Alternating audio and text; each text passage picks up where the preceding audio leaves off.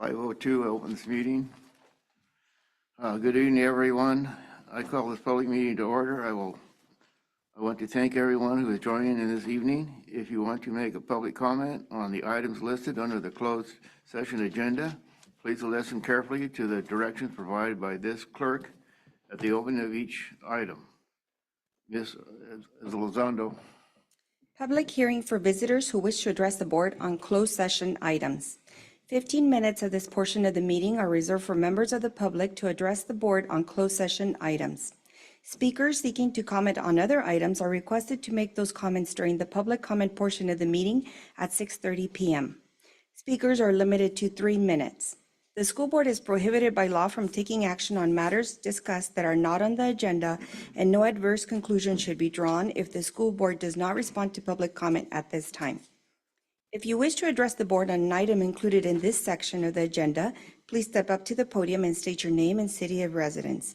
If you are joining us remotely and would like to make a public comment, click on the reactions icon located at the bottom of your screen. In the reactions window, click on the raise hand button and wait for your name to be called. We will allow speakers from the audience to address the board in the order they approach the podium or appear on our screen. Yeah. Thank you. Board President Seibert, Clerk Mendoza, board members, Superintendent Lyle. I'd like to take this opportunity before you go into closed session to have a brief conversation with you all regarding the status of the current negotiations between Madera Unified Teachers Association and the district. I would like to start with some data. I'm going to keep this as quick as possible. I don't want to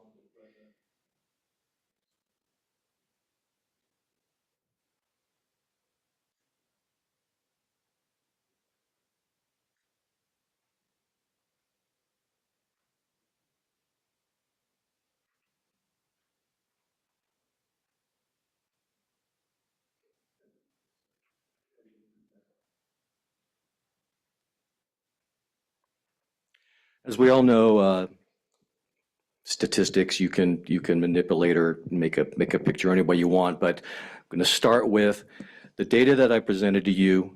I've given you 2 graphs. One is on the Madera Unified Certificated Bargaining Unit salaries % of total outgo. What this is showing is the percentage of the district's budget that is for MUTA salaries. And you can see that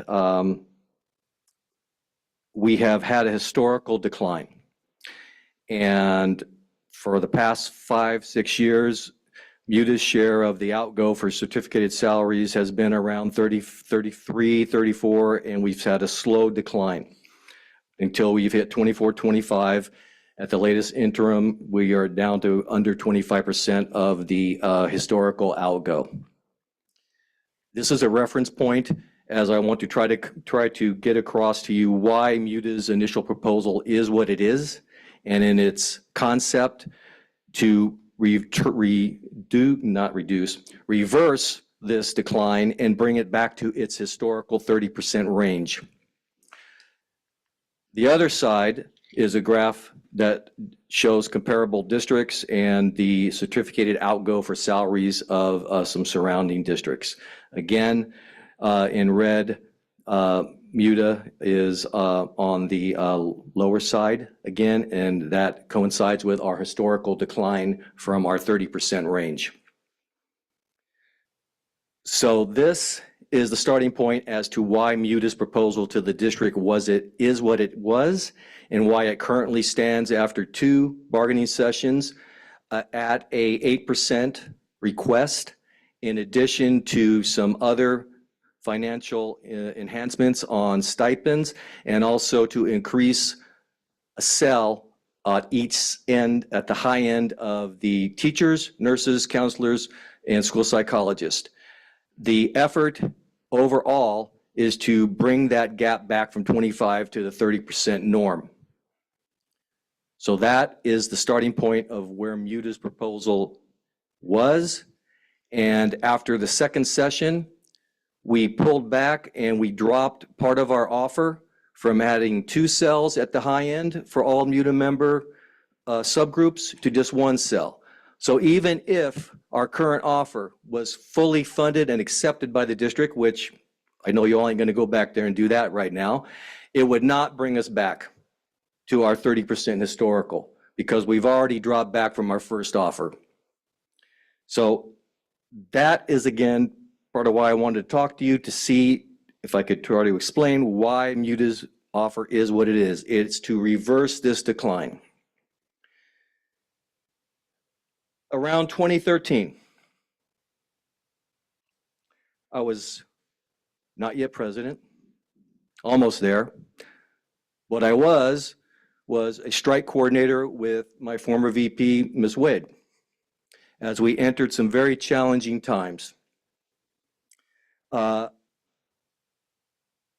2013-14, I became president, and MUTA made a historical decision to work with the district on medical. And we removed the 90-10 plan that had been in place for decades and switched over to a plan that you can call it a soft cap, that had, the district like to call it an escalator plan. And so from that point, and that was challenging, extremely challenging to get the association to do something like that. But it was done. And from that time, this has allowed the district and its employees, not just MUTA members, but every employee in the district, to have one of the best medical plans in the area. And if you've not heard this from me, from 12 years ago now, or what is this now? 12, 13. I want to thank each of you in your part for maintaining this mutual insurance compact between MUTA and the district, and for all the employees in the district. And by maintaining this, for MUTA, it's turned into a powerful tool to recruit educators to Madera Unified School District. Unfortunately, where we're at right now, the average range of the healthcare plan here is $1,000 to $5,000 more than other districts. Completely acknowledge it. It is costing more here. But we've run into a situation where on the salary side, the discrepancy on the salary has expanded even more than the positive benefit of that $1,000 to $5,000 cost addition for employees, including MUTA members. MUTA members are well aware of this discrepancy. It's been brought to my attention by all subgroups that right now, currently for Madera Unified MUTA members, depending on where they are anywhere from $8,000 to $20,000 behind other districts on their salaries. And again, I acknowledge we're not talking apples and apples sometimes. There's some slight variations in terms of the data, but overall, the salaries here for MUTA members are lower, and they are becoming significantly lower.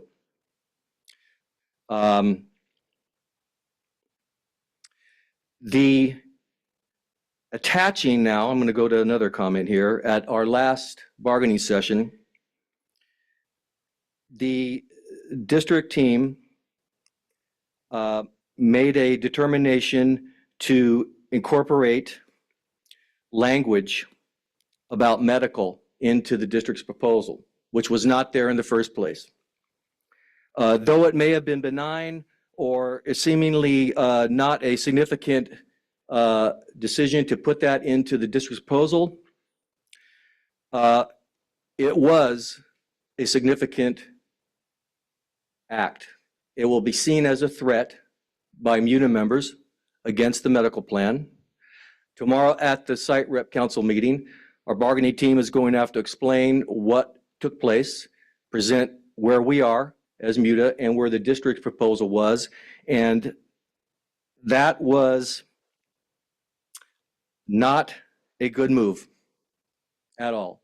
There was no need for the district to incorporate medical language about even going in and having a conversation.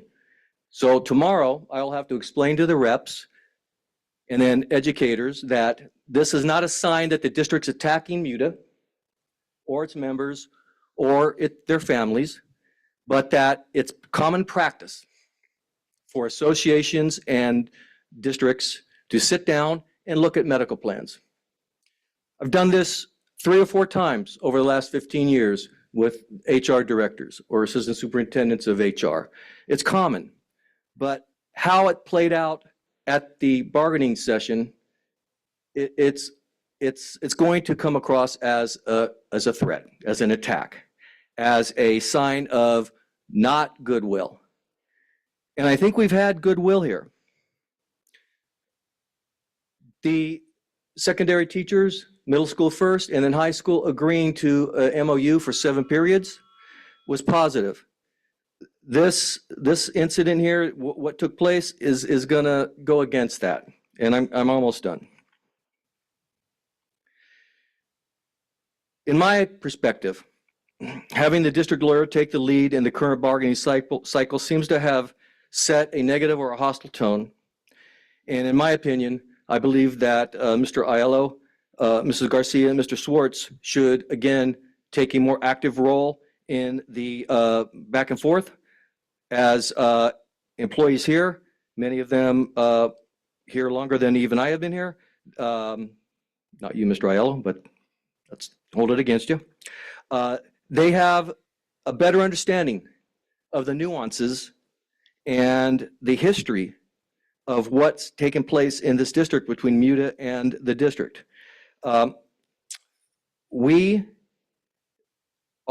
It's not just numbers, it's people. And that's again where I'm talking about the nuances of having Mr. Aiello, Mrs. Garcia, Mr. Schwartz, and some others come in from the district that have been here to have these conversations with MUTA.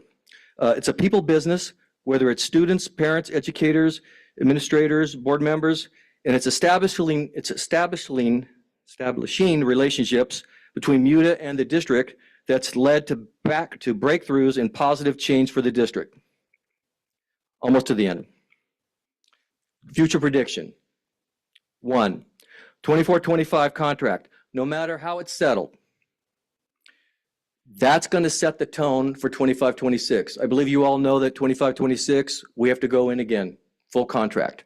So if we end 24-25 at impasse, fact-finding, potential strike vote, that is going to bleed into 25-26 when we have to go right back and we have to look at a whole contract, not just salary.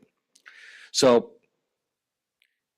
potentially, depending on how 24-25 turns out, we may find ourselves not only in a Cold War again, but a hot war. I'm talking about a strike in 25-26 and then potentially a strike in 26-27 over what is being set right now as a foundation. I'm attempting here to get across to you at this point that this is extremely challenging and all of us are going to have to figure out a way to potentially thread a needle. And that's challenging. It is challenging. In closing, I respect each of you, and I understand how difficult it is to be in a position of responsibility. It's challenging to be in the hot seat, make the hard calls over so many polarizing issues. Over these past 15 years, I've gotten to know each of you, and some of you have gotten to know me, and I truly respect your hard work and your commitment to Madera Unified School District, educators, students, and the community. And with that said, I want to thank you for taking the time to hear me out.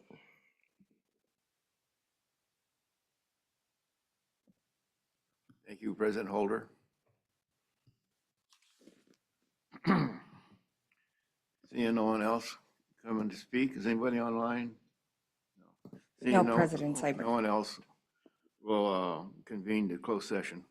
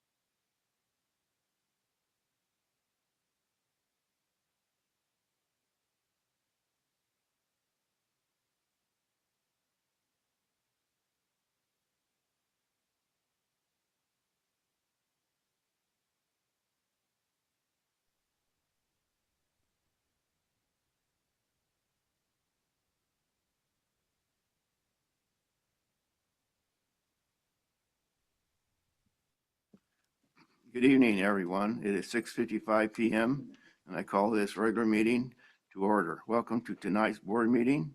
I want to welcome the media and everyone joining us in person and by Zoom. We ask those joining us this evening to please silence electronic devices not linked to this meeting. If you would like to make a public comment, please listen carefully to the directions provided by the clerk at the opening of each public comment period. Superintendent Lyle. President Seibert, Clerk Mendoza, members of the board and staff, and all the members of the general public, all of our fans out in Zoom land. I'd like to remind you of our vision and our mission this evening. Our vision states that Madera Unified will set the standard for hard work, creativity, and resiliency with a fearless drive to continuously improve. And our mission states that we're committed to creating and sustaining a culture enabling Madera Unified students to experience an unparalleled educational journey that is intellectually, socially, and personally transformative. That's the nature of the work this evening, sir. Thank you, Superintendent Lyle. Item number 3, roll call. Ms. Elizondo, please call the roll. Trustee Castillo. Here. Trustee Duque Martinez. Here. Trustee Ahmad. Here. Trustee Cortez. Here. Trustee Dybert. Here. Trustee Fleek. Here. Trustee Salazar. Here. Clerk Mendoza. Here. And President Seibert. Here.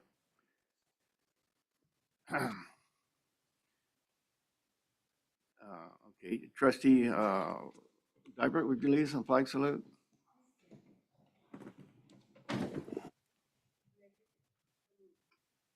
Pledge allegiance to the flag of the United States of America and to the republic for which it stands, one nation under God, indivisible, with liberty and justice for all.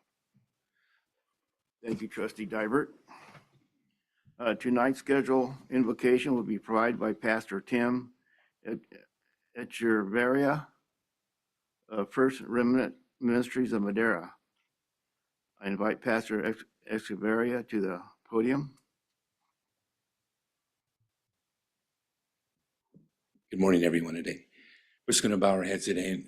Heavenly Father, we thank you, God, for your goodness, your grace, and Father, for your mercy, God. Father, we lift up all of our board of trustees today, Lord God. We ask you, Lord God, that you continue to move in a mighty way. And Father, tonight we invite you, God, your presence into this place. I pray, God, for your wisdom, God, for every one of our trustees. We thank you for the thousands of students, God, that literally are serving all of our schools, Lord God. And Father, I ask today, Lord God, that you not only give us wisdom, God, but also, Lord God, that every decision we make, God, would be you involved in everything, God. Father, we just pray, God, for your strength. We lift up, God, every board of supervisor, every high school, every elementary, and every school, God, in Madera, God. We also lift up your blessings, God, over the schools, God, and over all of our districts, Lord God. I just pray today, Father God, for Sherman Thomas, God, that you continue to move in a mighty way there. And also, God, all of our schools, God, including our high schools, our elementary schools, and Father God, every single one of our schools. We want to thank you for your goodness, God. We want to thank you for your grace. And God, we invite you, God, and we need you, God, in everything that we're doing, Lord. We give you all the glory, all the honor, and all the praise. And everyone believing, God, in the name of Jesus, saying amen. Amen. Thank you, Pastor Echeverria. Item number 4, closed session reportable items. Superintendent Lyle. We have no items to report this evening. Okay, item number 5, adoption of the agenda. Ms. Elizondo. Action to add or delete items from any portion of the agenda or to discuss any consent agenda items must be taken prior to the adoption of the agenda. Superintendent Lyle, does staff have any items to add or remove from the agenda? We actually do have one slight amendment this evening, sir. Staff would like to modify item 13B2 to say present and discuss, where it says present and discuss first reading of the 25-26 proposed core staffing. We request this item be considered for approval rather than present and discuss. Thank you, Superintendent Lyle. Trustees, do you have items to add or delete from the agenda? Seeing none, trustees, do I have a motion and a second to adopt the agenda as presented? Please state your name and when you make a motion and second the motion. Trustee Dybert. Go ahead. Trustee Diber, I move to adopt the agenda with the modification that Superintendent Lyle mentioned. Second? I'll second President Seibert. Okay, it has been moved by trustee Dybert and seconded by trustee Salazar to adopt the agenda as presented. Ms. Elizondo, please poll the board for the record. Yes, sir, and it's with the modification stated, right? Pardon? For the record, with the modification stated. Yes. Yes. Yeah. Thank you. Trustee Castillo? Yes. Trustee Duque Martinez? Yes. Trustee Ahmad? Yes. Trustee Cortez? Yes. Trustee Dybert? Yes. Trustee Fleek? Yes. Trustee Salazar? Yes. Clerk Mendoza? Yes. And President Seibert? Yes. President Seibert, I counted 9 ayes, 0 nays, 0 abstentions, and 0 absent. 2 of the 9 votes were preferential. Okay, thank you. Item 6 is communications. Item 6A1, students and staff recognition. The Monera minutes, Superintendent Lyle. So President Seibert, Clerk Mendoza, members of the board and public, we have a lot of highlights for the time between mid-December and here the end of January that we would like to share with you and everyone this evening.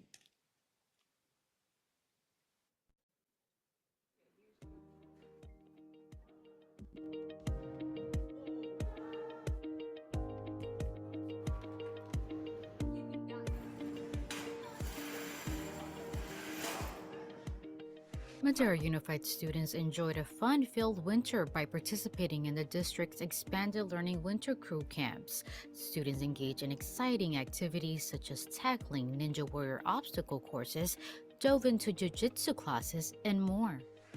As a way to enhance student engagement, all MUSD middle schools and one alternative education school have implemented a phone-free policy this spring semester. Students must secure their phones in yonder pouches until the end of the school day. The policy follows California Assembly Bill 3216, the Phone-Free School Act. Starting August 2025, it will also apply to all MUSD high schools.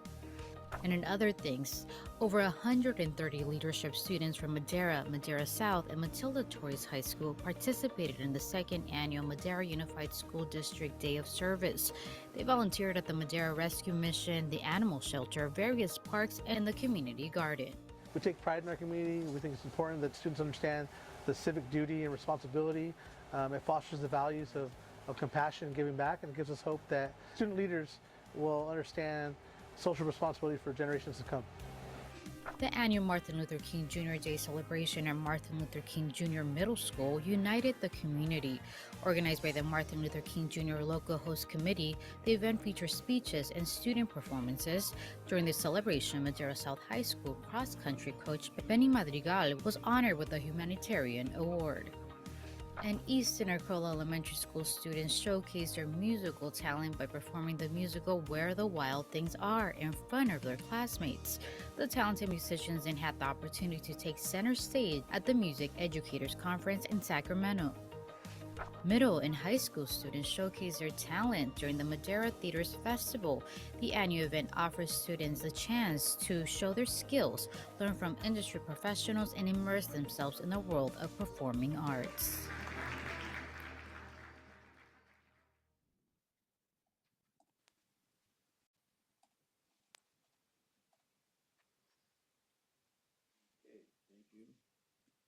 Item 6B, public hearing for visitors who wish to speak on a subject not on the board agenda. Ms. Alonso. 15 minutes of this portion of the meeting are reserved for members of the public to address the board on items not listed on the agenda and within the jurisdiction of the school board. Speakers are limited to 3 minutes. If the subject is an item on the agenda, the board president has the option of asking the speaker to hold a comment until the item is called. Comments on items listed as a public hearing on the agenda should be held until the hearing is opened. The school board is prohibited by law from taking actions on matters discussed that are not on the agenda, and no adverse conclusion should be drawn if the school board does not respond to public comment at this time. If you wish to address the board on an item not on the board agenda, please step up to the podium and state your name and city of residence. If you are joining remotely and would like to make a public comment, click on the reactions icon located at the bottom of your screen. In the reactions window, click on the raise hand button and wait for your name to be called. Speakers will be allowed to address the board in the order they approach the podium or appear on our screen. President Seibert, we do not have participants who wish to address the board at this time. Oh, thank you. sorry. Oh, we do. Go ahead. Hello, my name is Elaine Garcia. I'm a resident of Madera, and I'm here on behalf of the students at Madison Elementary. We have a unique program there. Obviously, most of us may know that it's the DLI program that's been in place since, my son was a kindergartner. And we're approaching their 8th grade year. As part of this, we were expecting that our kids would be able to participate in the programs that are available to all 8th grade students. Speaking of MadTech, recently we were invited through Parent Squared. I don't know if it was intended for Madison students to receive this invitation, but we were invited. We went there. There were 3 of our students that were there, including my son. And we were told by the director that they didn't know if we were going to be on their list. And we have brought this up to our administration at Madison before, and we thought that there was going to be some speak of it, that there was going to be some resolution as to how we were going to incorporate this for our kids. Right now, it appears that this is not even an option. We understand that it is a lottery, and so that is, it's not going to be for every student that is participating as an 8th grade student as part of our school district, but it appears that our students at Madison don't even have the option at this point in time, or at least that's what we're being told. In addition, with that was that they had given our students at the beginning of, I want to say it was a 6th grade year, a survey that would say what you were interested in. Let's say, for example, music and arts or engineering and science. And this was supposed to be so that we could establish how many electives we needed, how many, or, what our interests or our kids' interests were, and how we were going to set that up so that 8th grade came along, we were going to have these electives available for our students. We haven't heard anything about it. And we're growing very concerned over the fact that our students are going to be missing out in participating in stuff that other 8th grade students should be allowed to do, even if it is a lottery. And then our main concern is the building that we're supposed to have for our 7th and 8th grade students. We haven't even seen groundbreaking. We understand that there's maybe a bid that's going to be approved soon, but we're not hearing anything as parents, and we're growing very concerned as to what our expectations are for our kids who will be the first 8th grade promoting class of this DLI program that we were asked to participate in and keep them in as long as possible. So.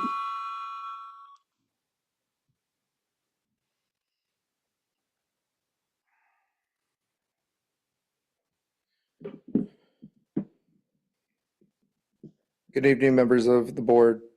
Thank you for giving me the time to speak before you today. My name is Michael Magos. I'm a lifelong resident of the city of Madera and a former student of Madera Unified School District. I've spoke to this board in the past about the issue around the middle school expansion at James Madison Elementary. For those that don't know, James Madison is now a K-8 school. We're in our first year as a middle school with our first class of 7th graders. As of now, we were told about 2 years ago that a building was going to be constructed for our 7th and 8th grade students, and that this class of 7th graders would have access to it by the second half of their 7th grade year. That has already started. We're coming to the end of January, and we're dangerously moving further and further away from that construction deadline, our proposed deadline that was given to us. Our students have unfortunately been given a lack of space to expand and grow. Space is needed for all students in any establishment to grow and to achieve their full potential. And unfortunately, we do not have that.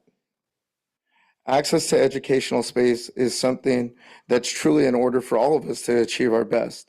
This leads us to another issue. Our students and parents at Madison have questions about access to other programs in the district, such as MadTech. At least 5 students and families were in attendance last week at a MadTech informational meeting for 8th grade students to be part of. When I asked the question of how many students are allocated slots for each school in the district, the representatives of MadTech did not have an answer to that question, and they were completely shocked, as well as we were, that our students, and to their knowledge, they were not aware that Madison was part of a K-8 program. This is unacceptable to me as a father and a community member. I look at you all right now, and I do feel the urge to ask you to apologize to these students that you have let down.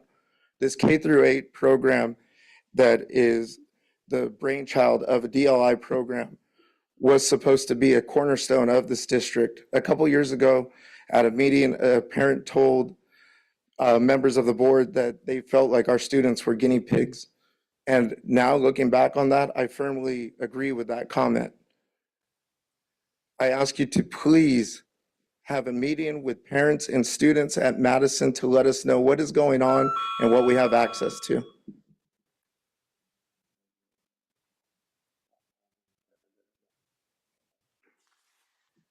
Hello. Hello, members of the board. My name is Michael Magos II, and I am here because of the topic of Madison doesn't have the right, or as of now, MadTech has told us that they are not sure if Madison students are allowed to go to MadTech.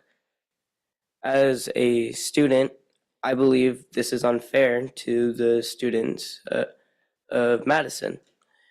If we are going to continue with the idea of Madison being a K-8 program, I do believe that we should have all the same rights as any other middle school does.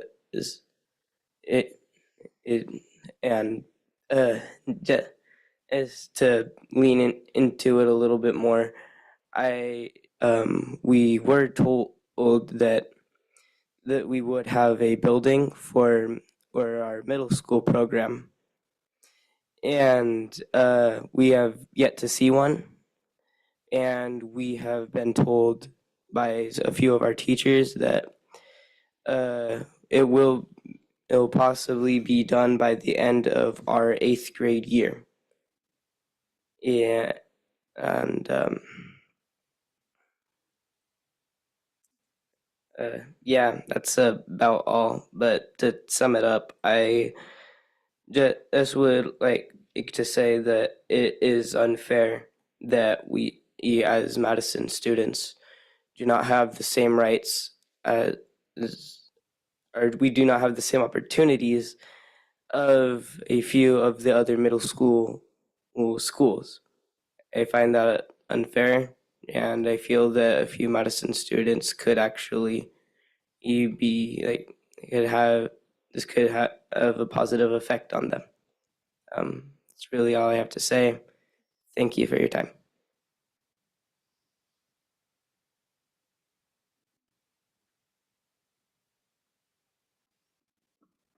Is anyone else?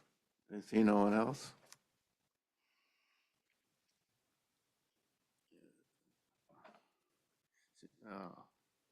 Seeing no one else, I close this public hearing. Now, item 6C, public hearing. The public hearing listed in this section for an item included under old business. The public will have another opportunity to comment on the item when it is disclosed later in the meeting. Under item 12A1, public hearing for resolution number 252425 to make findings on energy savings and determining other matters in connection with energy service agreement with the King Hussein School. Ms. Elizondo?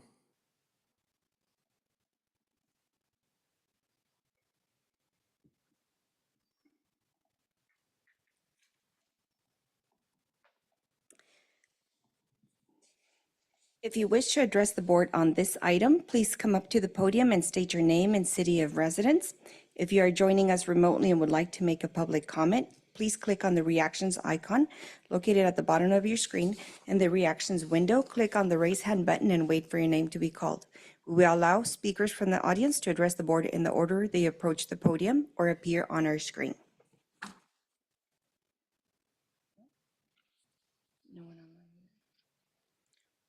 President Seibert, we do not have participants who wish to address the board at this time. Thank you. Seeing no hearing, think we're seeing or hearing no one. I close the public hearing at 7:15. Please note that there will be another opportunity to public comment on this item. Okay, now item number 7, Student Board Representative Report. I invite Carmody Burrow to present the Madera South High School Student Board Representative Report.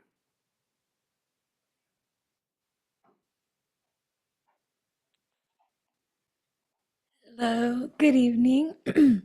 It's changed since the last time I was here, so I'm just gonna say hi, friends, because I had it written out and then it changed since the last time I was here, so I don't know everyone's titles, but hi, friends. Today I'm gonna be talking about everything going on at Madera South. A lot has happened, but also very few has happened. It's like a weird mix. So to start, my name is Carmen DeBurra. I'm here to represent Madera South. So the first thing I want to say is I want to talk about our cheer and dance programs. So both of our competition seasons have begun. So far we've done really well. I remember our first competition on show cheer, we hit 0 for the first time, which was amazing. If you don't know what that means, it just means we got 0 deductions. We got a perfect score. It was awesome. And we just had a lot of fun growing as a team. I feel like the competition has really brought us together. And we have qualified for nationals. Both teams have qualified, so that'll be something that's coming up later on. And then our dance team has also started, and I know our dance team has switched around because we've had some girls from last year that were on show cheer go to dance, and it's just everyone's growing, and it's great to see everyone coming together from different teams and kind of learning how to work together. So also our dance team got first place last weekend. I know they changed their routine around a little bit, so it was good to see them work through it and be able to get first place. I know how badly they wanted this. So one of my friends actually told me about this. He's like, oh my gosh, we had a drama competition and we did so good. I know Madera South as an entire school won 2 different awards. They won the One Act Award and then they won the Best in the Show Award. So they were the best school that came out and performed the best and executed everything the best. And then we had some first place winners. I don't want to say the last names wrong. So Sophia and Abby won duo together. And then Michael and Emery won judges, and then Lucas won monologue. So they all went out there. Some of them got medals and plaques and all that. I know they were all really happy because they worked, I think, for the past couple months on it, and they were like really determined, and I'm really proud to see all of them do so well. District JS service, I know we saw it in our Madera Minutes, but I just wanted to touch on it very briefly because I know a lot of my friends went there and it was just very welcoming. Everyone was having fun. Everyone was going all these different places and it was more of like a, let's all get together and have fun instead of community service, you know, and everyone just kind of came together and was like, oh my gosh, we get to do this together. We get to bond over it. We all get to kind of hang out. And a lot of people didn't know each other. So it's kind of like, oh, I don't know you, but we're doing this together. Let's be friends. And it's just really cool to see everyone kind of come together for the community. Graduate profile. So as someone who was very stressed about the graduate profile, seeing how much it's evolved with all of the different help between counselors, and I heard that there's a website now and just all of that, and even the things that I've heard from my friends as well, like it's so much more relieving to think about, oh, I just have to do a presentation instead of I have a week of state testing, you know? And as of right now, we have 100% turn-in rate, so everyone's turned it in, everyone's been reflected on, everyone's confident in their like feedback that they got. Everyone had theirs reviewed by a different teacher, so each teacher got to kind of get involved too and see like how they can help their advisories with it. So it was really nice to see like everyone come together, whether it was the teachers coming together to grade things or it was students coming together like, hey, what'd you put for this? Like, I don't know how to word this. And everyone just kind of coming together. But I know a lot of people have said like, oh, like I'm so excited to do this over state testing, and like I'm doing so much better with my presenting, and I just feel more at home up in front of a panel or up in front of someone to talk to, just because it's not as scary, which I think is really, really good. Madera rival champions. So I have been to quite a few of the games. I went to the basketball game against Torres, and it was a neck and neck game. I saw you, Mr. Lyle. It was amazing. It was very much like, oh, we're winning, then they're winning, then we're winning. It was just like I just love basketball games. And then I know girls basketball also did really, really well. And I know girls soccer, one of our cheerleaders is also on soccer, and she was talking about it. She was so happy. And then I don't know many people on wrestling, but I know that they're all very, very happy about their accomplishments as well. And then these are some of our upcoming events. I'll say it again because I say it every time, and I see Mr. Lyle this time, so it means it's working, but I hope to see you guys at our next events. Thank you. Okay, thank you. Squirrel.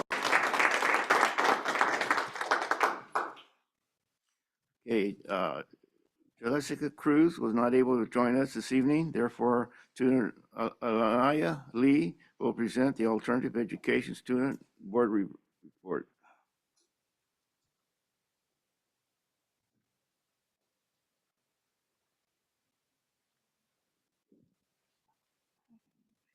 Good evening.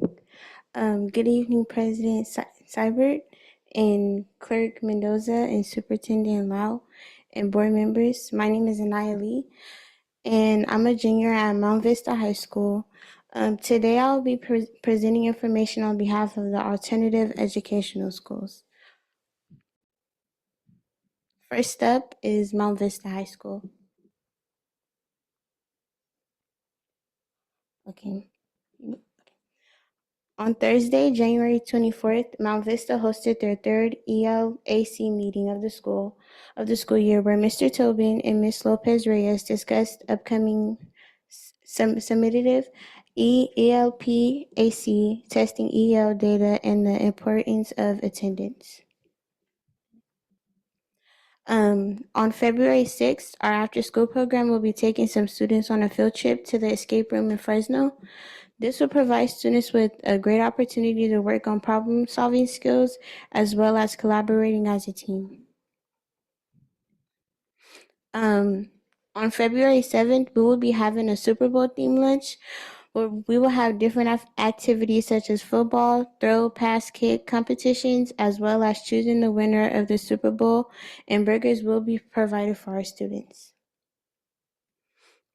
On January 24th, the students planted flowers for campus beautifications in their biology class, eager to showcase their hands-on experience in their graduate profile.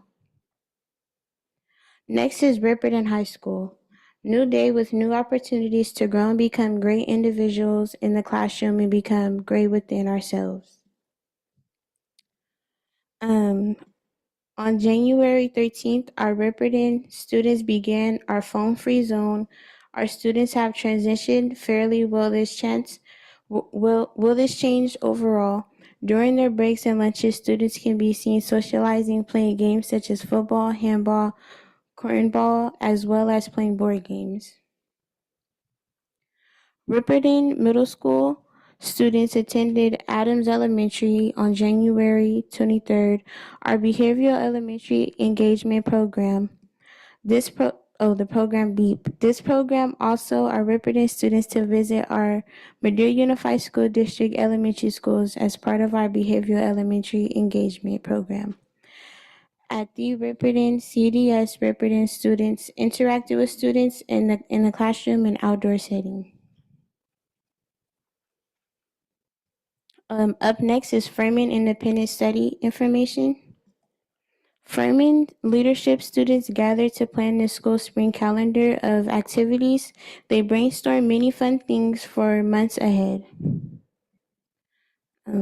Ariana Sanchez received a conditional acceptance to Bakersfield State. We are very proud of her and excited for this opportunity.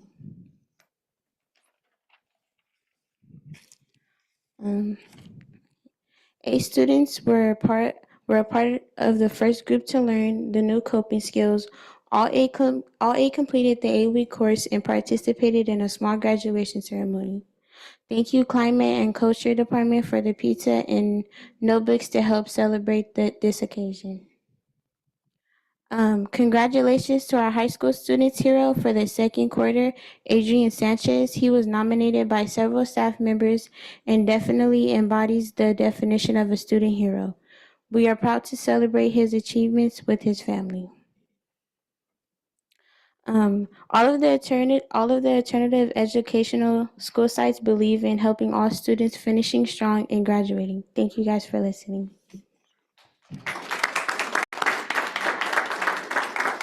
Thank you, Ms. Lee.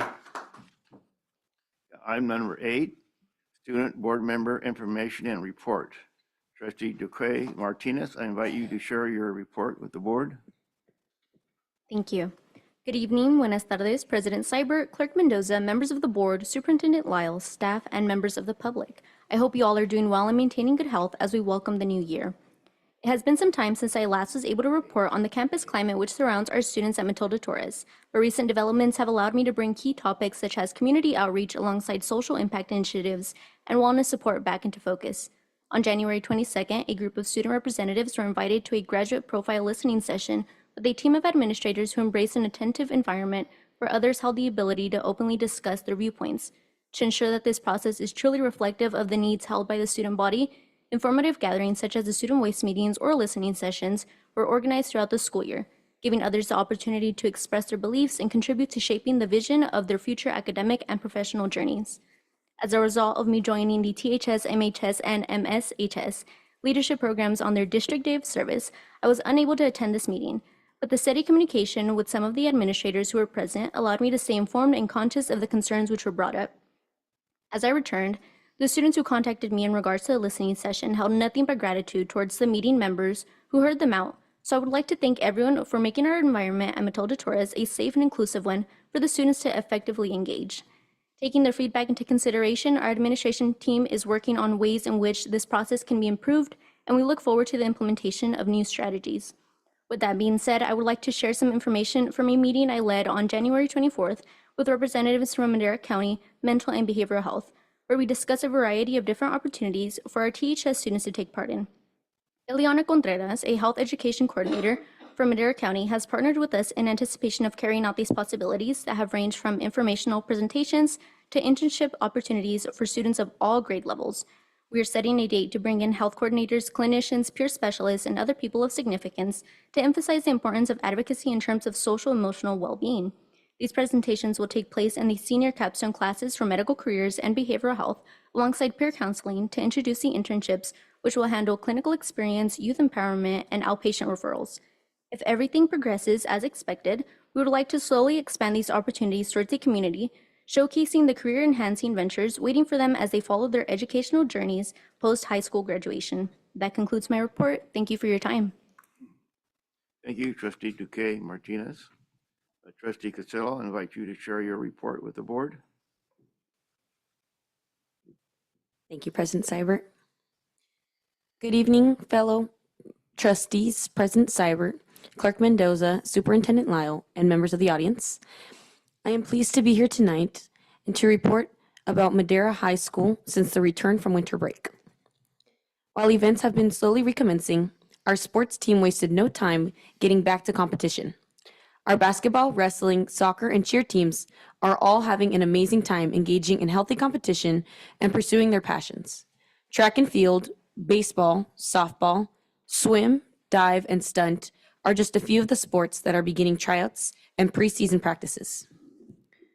On Thursday, January 23rd, and Friday, January 24th, a group of approximately 40 to 50 Madera High students, as well as a select group of staff, were invited to participate in the Safe School Ambassadors program. I, along with other students, ranging from freshmen to seniors, and staff, had the opportunity to receive training on how to handle potentially unsafe situations, how to approach those who may be in need of help, and how to notice, think, act, and follow through. Also on Friday, January 24th, Madera High's academic decathlon team competed against other local schools on day one of their competition. Our decathletes took 7 tests, all focusing on different subjects, with 30 minutes to answer 50 questions. Their next and final competition is this Saturday, February 1st at Madera South. The final 3 competitive events are an interview with unfamiliar judges, a prepared speech, as well as an impromptu speech, and finally, the super quiz. The super quiz is a 14-question cumulative quiz containing 2 questions from each subject. Congratulations on their completed tests, and good luck this Saturday. Exciting news, our junior class has started initiating our plans for prom. We already gathered some ideas and plans from students at the meetings we've hosted, but we are officially setting our prom plans into motion. We will begin advertising and notifying our upperclassmen, keeping them updated on any important information they might need. We are looking forward to everyone's ideas and input really coming together in the end to create a memorable experience. Our Madera High ASB leadership students, along with Madera Unified ASB leadership students from Torres and Madera South High School, participated in the 2nd annual Day of Service event. Approximately 130 students volunteered at different locations such as the Madera Rescue Mission, the Animal Shelter, various parks, and the community garden, stimulating productivity and cultivating value for our community. I am honored to be able to share this information with you all, and thank you for your time. I know it's valuable. Thank you, Ms. Castillo. Okay, item number 9, consent agenda. Ms. Elizondo. Items listed under the consent agenda are considered to be routine and are acted on by the Board of Trustees in one motion. There is no discussion of these items prior to the board vote unless a member of the board or staff requests specific items be considered and discussed separately and/or removed from the consent agenda prior to the adoption of the agenda. It is understood that the administration recommends approval on all consent items. Each item on the consent agenda approved by the Board of Trustees shall be deemed to have been considered in full and adopted as recommended. Okay, I now open this consent agenda for public comment. Ms. Elizondo. If you wish to address the board on an item included in the consent agenda, please step up to the podium and state your name and city of residence. If you are joining remotely and would like to make a public comment, click on the reactions icon located at the bottom of your screen. In the reactions window, click on the raise hand button and wait for your name to be called. Speakers will be allowed to address the board in the order they approach the podium or appear on our screen.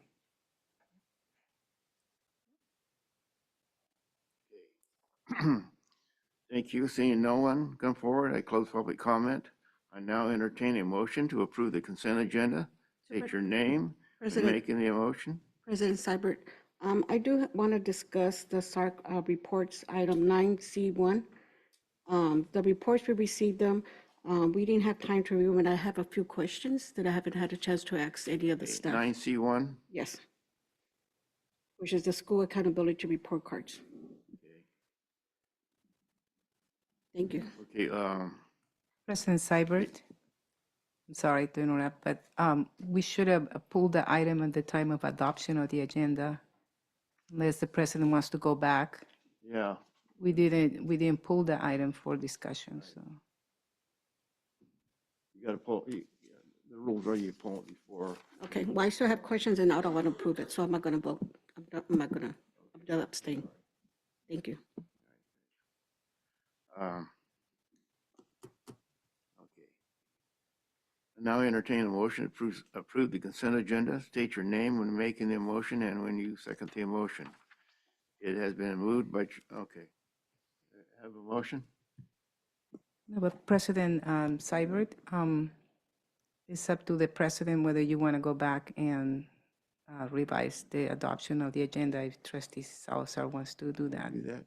But it's up to leadership. I don't believe that's proper after we've approved the agenda in public. Okay, do I have a motion to approve the agenda? Yeah. I'll move to approve the consent agenda.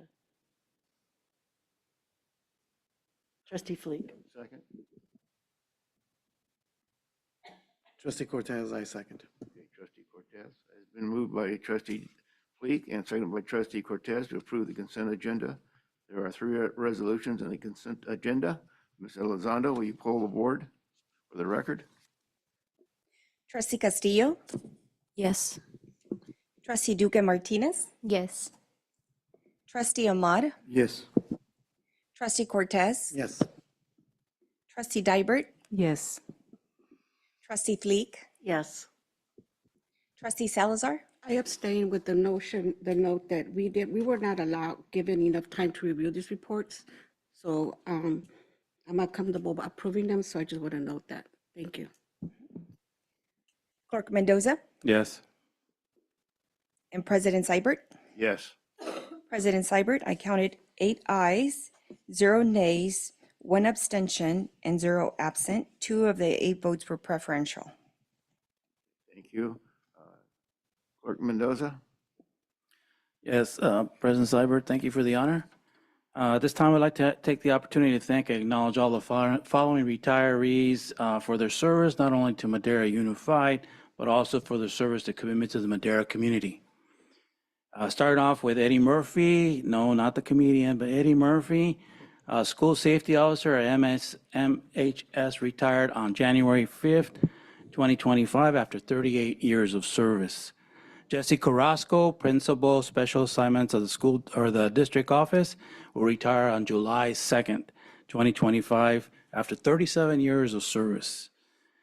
Elida Lopez, a teacher at Lincoln, will retire on June 6, 2025, after 35 years of service.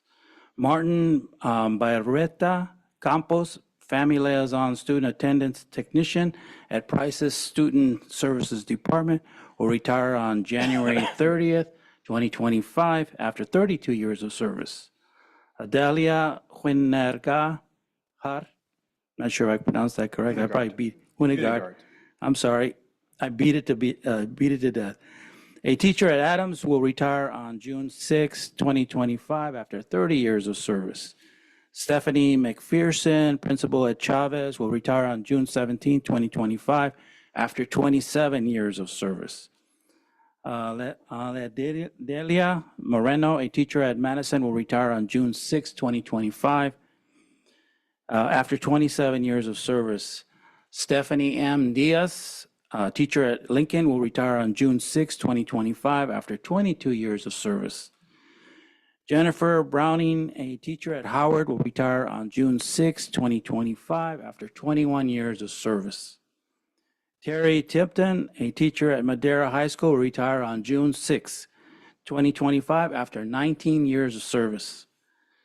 Annette Duarte, bus driver at Transportation, retired on January 2nd, 2025, after 18 years of service. And Alcira Viana, paraprofessional aide at Desmond, retired on January 14, 2025, after 11 years of service. If you come across these folks out and about, congratulate them for their service. Thank you. President Seibert, back to you. All right, thank you. Clerk Mendoza. Item 10A, information reports, union time. At this time, I invite presidents of the unions to address the board. Mr. Holder. All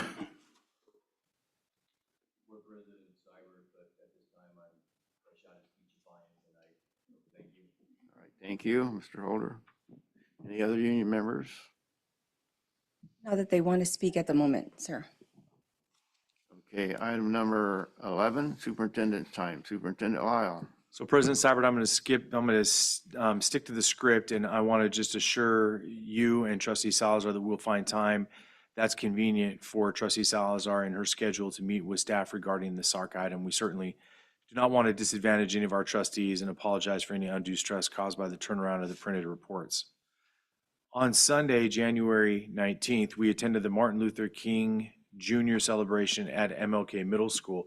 I want to thank Chairman Donald Holly and the leadership of Dr. Frazier and Dr. Massetti for their years of support for this important community event. Mr. Juarez and his entire MLK staff did a wonderful job hosting this event, and it was more highly attended than ever.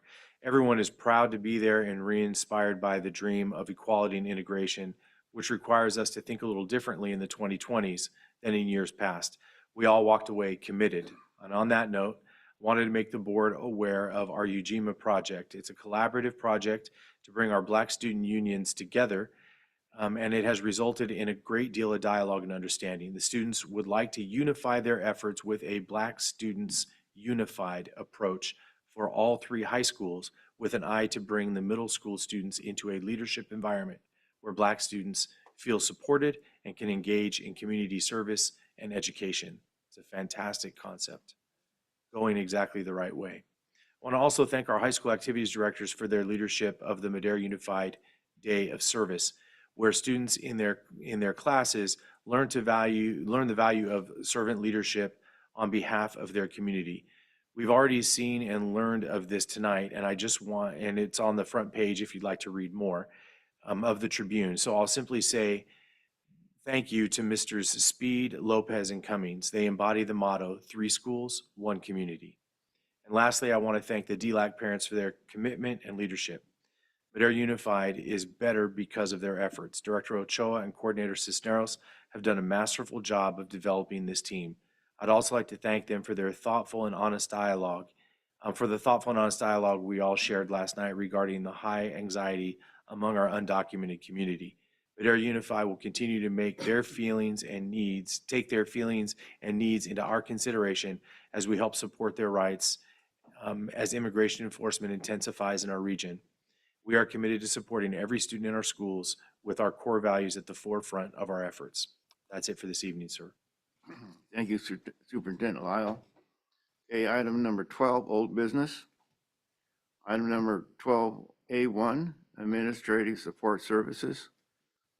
Adopt resolution number 25-2024-25 and approve energy agreement with Forefront Power for King Hussein School. Superintendent Lyle. So President Cyber, Clerk Mendoza, members of the board and public, we have the ever professional and highly effective Director Cox here for this item. Good evening, President Seibert, members of the board, Superintendent Lyle.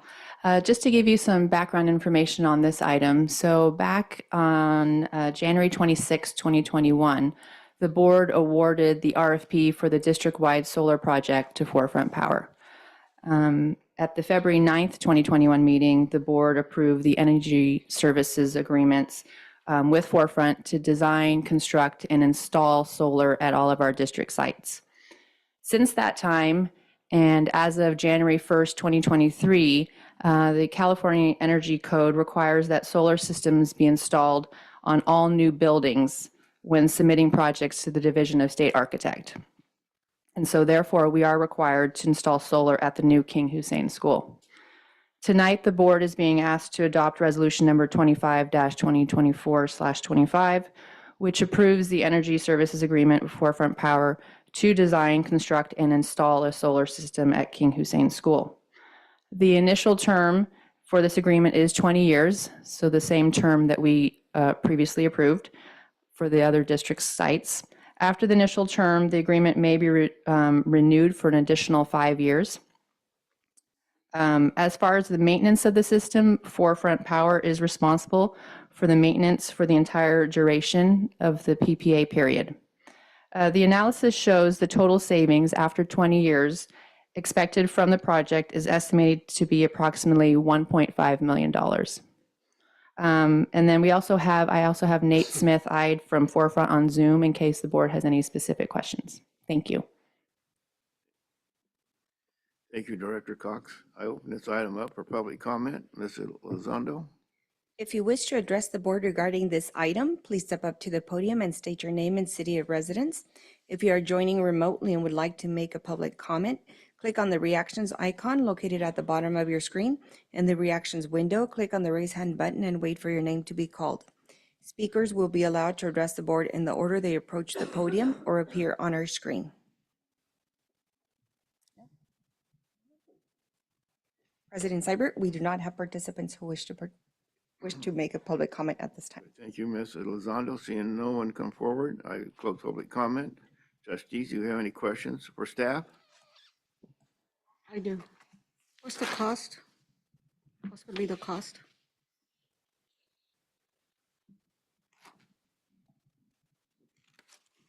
I'll help Director Costa on this. So it's not any out-of-pocket cost for the district. Remember, we don't own these solar arrays. Forefront Power owns them, and then we are paying a rate for 20 years. It's a flat rate with no escalators on them. So essentially what we're doing is we're insuring the power at, and I'm not sure what this particular array, the rate is. Each school site is different. But essentially we're locking in power to hedge against any future PG&E increases. So then our savings should be like 1.5, 1.49. So, yeah. On the 20-year period. That's correct. But the district is not putting any money out at cost right So now. the PPA rate table, that's what it is? The Yes. table, okay. Okay, thank you. Any other trustees have any questions? Okay. I know you entertain a motion and a second to approve the item number 12A1. Please state your name and when you make a motion and second the motion. Trustee Cortez, and I move to approve item 12A1 as stated. Second. Trustee Ahmad, second. Okay, Trustee Ahmad. I have been moved by Trustee Cortez and seconded by Trustee Ahmad to approve item number 12A1. Ms. Elizondo, please poll the board.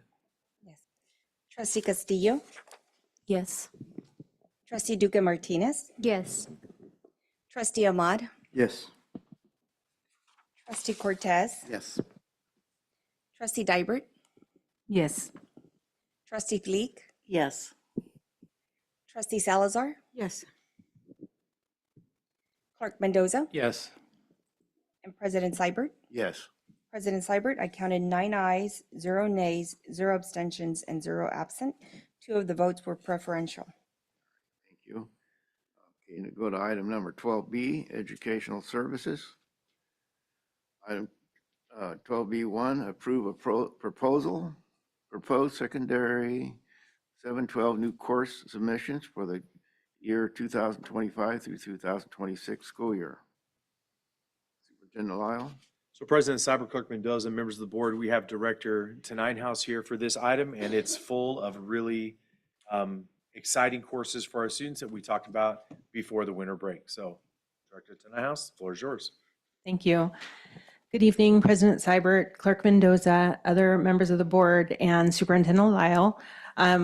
Myself and Directors McKenna and Gillis are here again this evening and excited to ask your approval this evening for the secondary courses that we proposed at the December 18th meeting before winter break. At that time, there were no questions that we were asked to research or provide additional information on, but we are here again. Myself, as well as Directors Gillis and McKenna, are here to answer any questions you may have this evening, and we request your approval of those new courses. Thank you.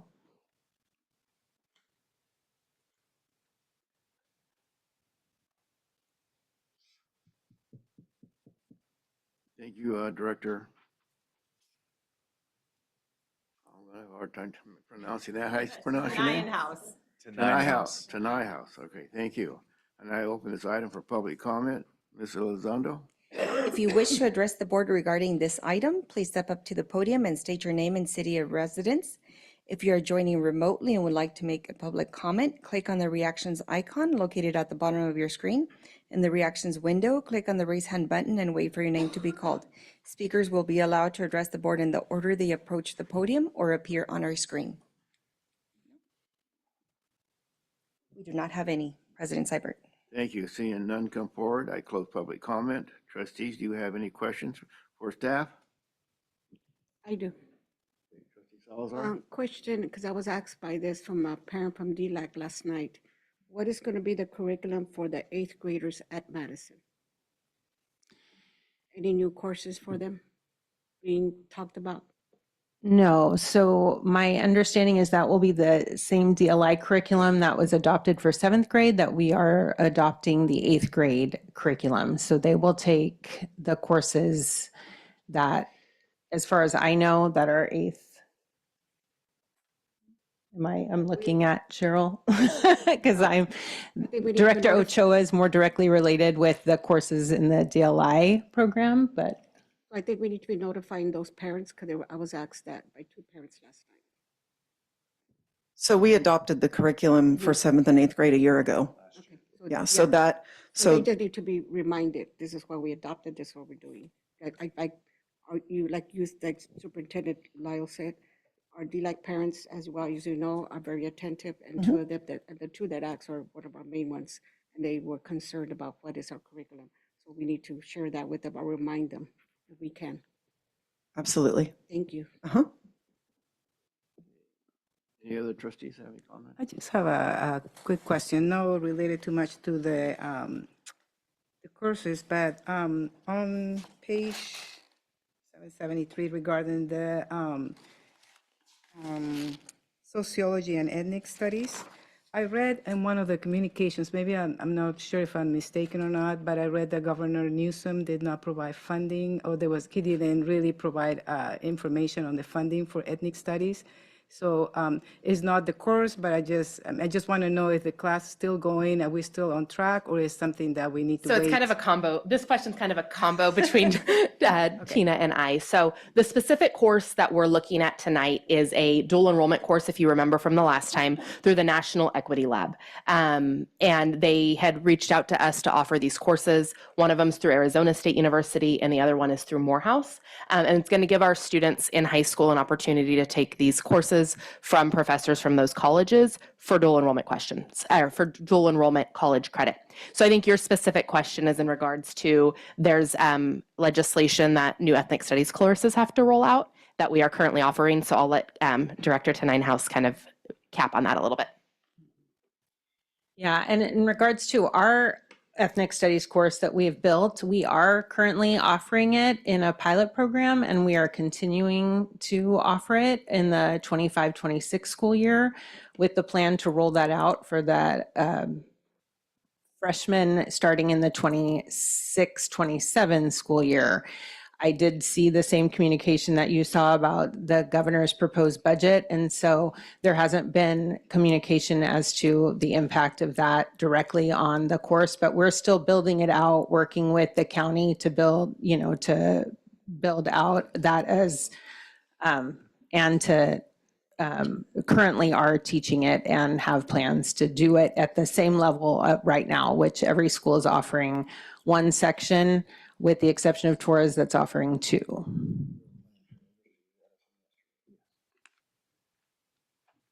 Any other questions? Okay, seeing no other questions. Trustees, do you have any? Okay, now I entertain a motion and a second to approve item 12B1. Please state your name when you make the motion and second the motion. Clerk Mendoza, I move to approve 12B1. Trustee Fleek, all second. Fleek. Okay, it's been moved by Trustee Mendoza and seconded by Trustee Fleek to approve item 12B1. Ms. Elizondo, would you please poll the board? Trustee Castillo, Yes. Trustee Duque Martinez, Yes. Trustee Ahmad, Yes. Trustee Cortez, Yes. Trustee Dybert, Yes. Trustee Fleek, Yes. Trustee Salazar, Yes. Clerk Mendoza, Yes. and President Seibert. Yes. President Seibert, I counted 9 ayes, 0 nays, 0 abstentions, and 0 absent. 2 of the votes were preferential. Thank you. Where are we at here? Okay. Item number 12B2, request renewal of Sherman Thomas Charter School and adopt resolution number 24-2024/25. Superintendent Lyle. President Cyber, Clerk Mendoza, members of the board and public, we have Associate Superintendent Sissel here for this item. Floor is yours. Thank you. Good evening, President Seibert, Clerk Mendoza, trustees, Superintendent Lyle, members of the audience. Sherman Thomas Charter School submitted to the district a charter petition on October 1st, 2024, requesting renewal. Sherman Thomas Charter School is a middle performing school, so it was analyzed for renewal pursuant the standards and requirements applicable to a middle performing charter school. The district administrative team, working with legal counsel, diligently reviewed and analyzed their renewal petition and assessed it against the standards and criteria for approval or denial of a charter renewal. In conducting our analysis of the renewal petition, the district team noted a few areas that required refinement, clarification, or correction to comply with law, best practices, and the standards for renewal. Consistent with our ongoing cooperative relationship with Sherman Thomas Charter School, the district and Sherman Thomas met and discussed these issues, and Sherman Thomas Charter School made the requested revisions and submitted the updated version of the renewal charter petition. It is that updated version of the charter petition on which the staff recommendations are based and were published on January 13th, and on which the district board will take action tonight. We would like to thank Sherman Thomas Charter School for their hard work and their ongoing cooperation and commitment to a partnership with the district in furtherance of our shared mission of serving students. Based on our analysis and the applicable legal standards, district staff recommends that the Sherman Thomas Charter School be renewed without conditions. Staff further recommends the board adopt the resolution number 2024-25, approving the charter renewal for Sherman Thomas Charter School for a term of July 1st, 2025 through June 30th, 2030. Okay, thank you, Associate Superintendent Sissel. I open this item up for public comment. Ms. Elizondo? If you wish to address the board regarding this item, please step up to the podium and state your name and city of residence. If you are joining remotely and would like to make a public comment, click on the reactions icon located at the bottom of your screen. In the reactions window, click on the raise hand button and wait for your name to be called. Speakers will be allowed to address the board in the order they approach the podium or appear on our screen. President Seibert, we do not have participants who wish to address the board on this item. Seeing none come forward, I close public comment. Trustees, do you have any questions for staff?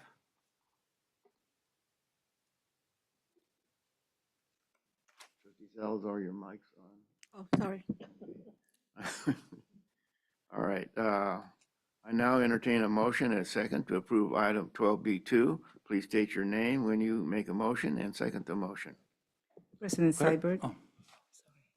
See your mic on. You go ahead. Mendoza, I move to approve 12B1 as presented.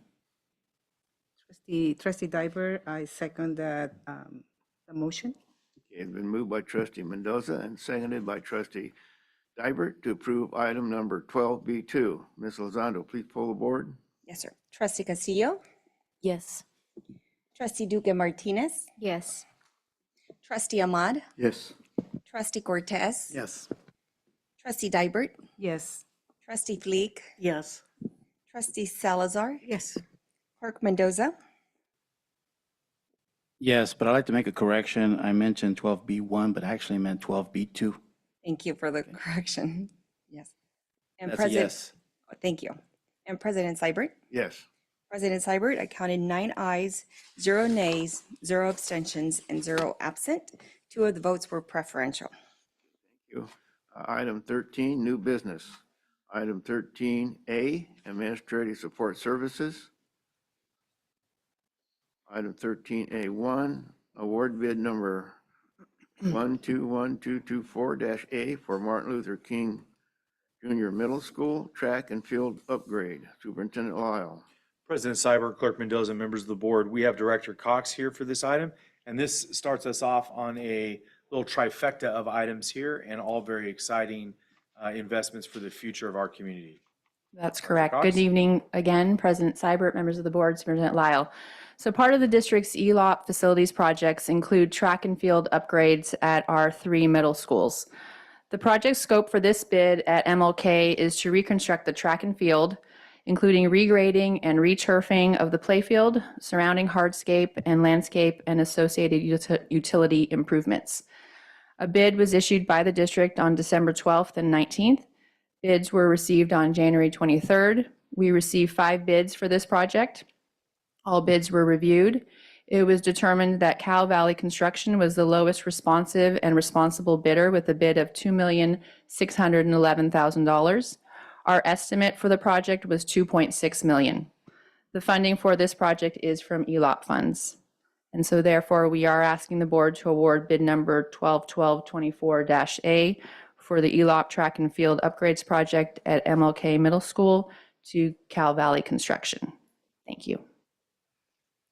I now open this item for public comment. Ms. Elizondo. If you wish to address the board regarding this item, please step up to the podium and state your name and city of residence.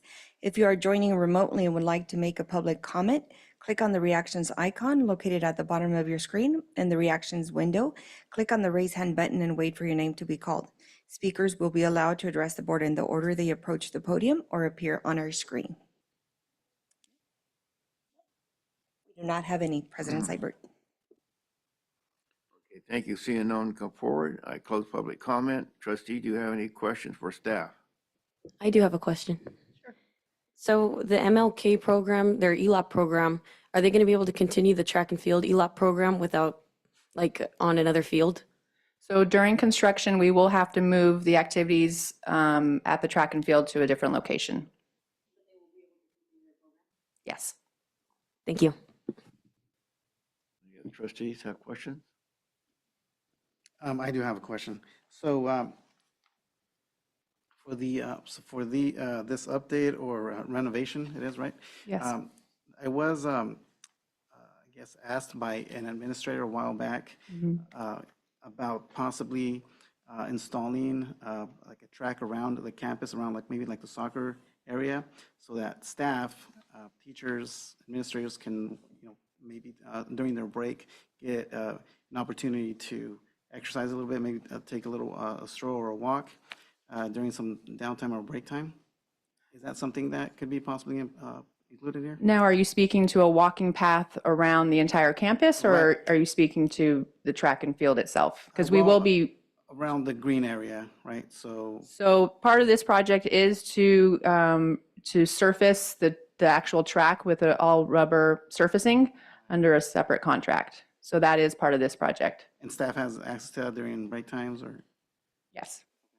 Are there any of our middle schools maybe that don't have a track and field? So none of our schools have an all-weather track right now. So that's what we will be doing as part of this project. Okay, so, all right, so, but they will have access to that. That's correct. Thank you. Any other questions, staff? Staff? Yeah, I got a question. Can we put in like some putting green areas somewhere in this project? We can certainly look at that. I mean, that's not part of the scope of work right now. You'd have to add to it maybe, but get kids started in the middle school, being able to do a little golf exercise, putting green, and they can, they use their wedge irons, around the campus. It's something I thought of, because we're going to try to do some of that stuff, I think, in high school. Mm-hmm. So it'd be nice maybe to start in middle school. So as we're doing this project, maybe we can look into that. We can definitely have starting One step at a time. discussions. Mm-hmm. So it's easier to do right now. Probably if you go into like a football field, you probably have an area at one end of the field. Maybe you could do something like that. Just an idea. We can look into, maybe we can improve later and add it to the contract with it. Okay. Okay, now I entertain a motion and a second to approve item 13A1. Open to the public? We already did that? Yeah. Okay. Yeah.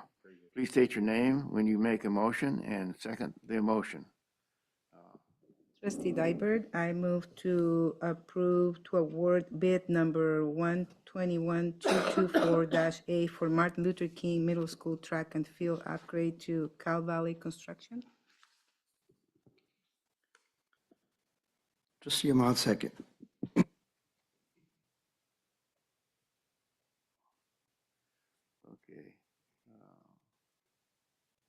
Okay, you threw me because you mentioned the school name. This I is did. I did. We're 13A1. I don't, Do you want me to repeat it? pardon? Would you like me to repeat my motion? Yeah. Okay, I see it. I'm sorry. It's on the other page, so Yes. Thank you. Okay, it's been moved by trustee Dybert and seconded by trustee Ahmad to approve item number 13A1. Ms. Lozando, will please poll the board? Trustee Castillo, Yes. Trustee Duque Martinez, Yes. Trustee Ahmad, Yes. Trustee Cortez, Yes. Trustee Dybert, Yes. Trustee Fleek, Yes. Trustee Salazar, Yes. Clerk Mendoza, Yes. and President Seibert. Yes. President Seibert, I counted 9 ayes, 0 nays, 0 abstentions, and 0 absent. 2 of the votes were preferential. Thank you. Item 13A2, award bid number 121224-B for Desmond Middle School track and field upgrade. Superintendent Lyle. Director Cox? Good evening again. So the project scope for at Desmond is very similar to the one at MLK, but it also includes reducing the adjacent ponding basin and installing a storm water storage system. In order for us to expand the track to 8 lanes, currently it's 6 lanes, we need to go ahead and reduce the size of the ponding basin. A bid was issued by the district on December 12th and 19th. Bids were received on January 23rd. We received 5 bids for this project. All bids were reviewed.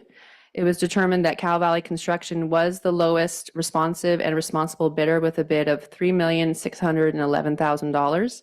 The estimate was $3.4 million. The funding for this project is again from ELOP funds, and therefore we are asking the board to award bid number 121224-B for ELOP track and field upgrades at Desmond Middle School to Cal Valley Construction. Thank you. Okay, thank you, Director Cox. And now I open this item for public comment. Ms. Elizondo. If you wish to address the board regarding this item, please step up to the podium and state your name and city of residence. If you are joining remotely and would like to make a public comment, click on the reactions icon located at the bottom of your screen. In the reactions window, click on the raise hand button and wait for your name to be called. Speakers will be allowed to address the board in the order they approach the podium or appear on our screen. We do not have any, sir. If they're on, if they're online, you let me know. Yes, we'll But let you it's know if they public, raise I their can hand. see, you don't have to. Yes, I always look at over here too. You take care of that, and then if nobody stands up, then, okay. Okay, got it. Thank You're you. getting your exercise there. She's the only one. Seeing none come forward, I close public comment. Trustees, do you have any questions of staff? So you were saying the difference is the basin bond that we have to. That's correct. We have like to reduce it. Underground piping and stuff to divert that water. That's correct. The only thing that this same company is doing the other one and this project, the projects aren't going to be happening at the same time, right? They are going to be happening at the same So time. are we assuring ourselves they're going to have the manpower and everything? to We be have doing checked both on sites? their work capacity, and they are, they're saying that they have the capacity to do both at the same time. Okay, thank you. Questions? Seeing none, I now entertain a motion and a second to approve item 13A2. Please state your name when you make a motion, and I second the motion.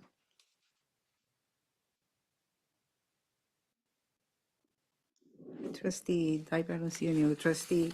Trustee Diver requests to approve item number 13A2 to award the bid number 121224-B for Desmond Middle School track and field upgrade to Cal Valley Construction.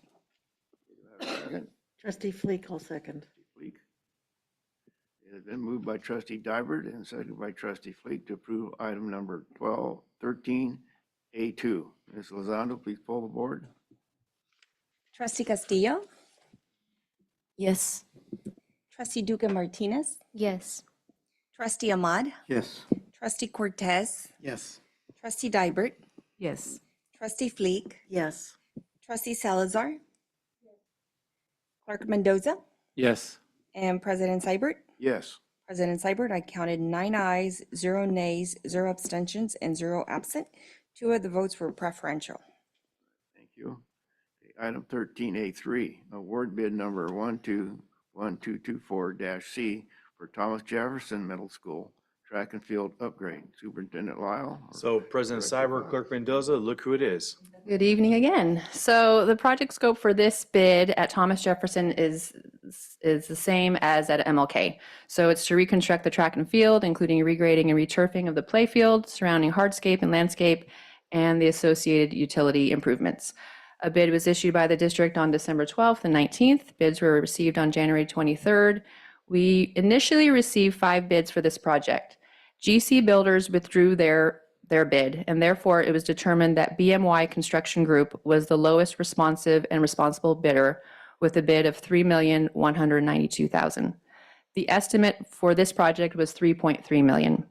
The funding for this project is again ELOPE funds, and so therefore we are asking the board to award bid number 121224-C for ELOPE track and field upgrades at Thomas Jefferson Middle School to BMY Construction Group.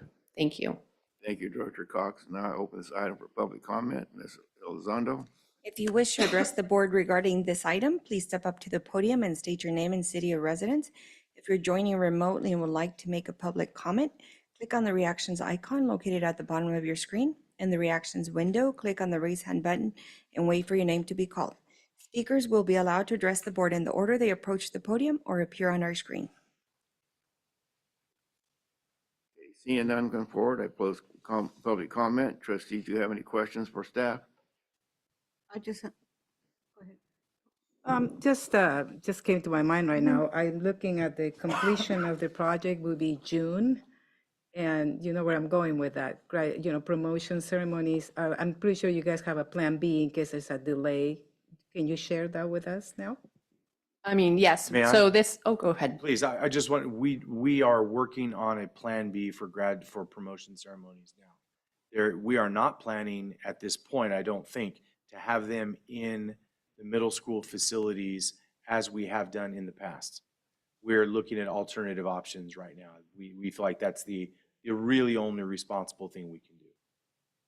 Right. So is this because of the Yes. construction, but then later they'll go back to the regular? Is that what Probably you so. think? That hasn't necessarily been determined. I don't know if we want, 100 people dragging their tents and chairs across the tracks. So we'll have to do some consideration of that, but we will think that all the way through.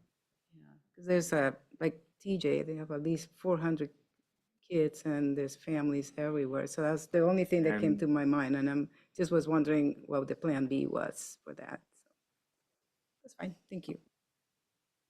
I just have a question. Are we going to correct the rationale to say the BMY company instead of the GC Builders?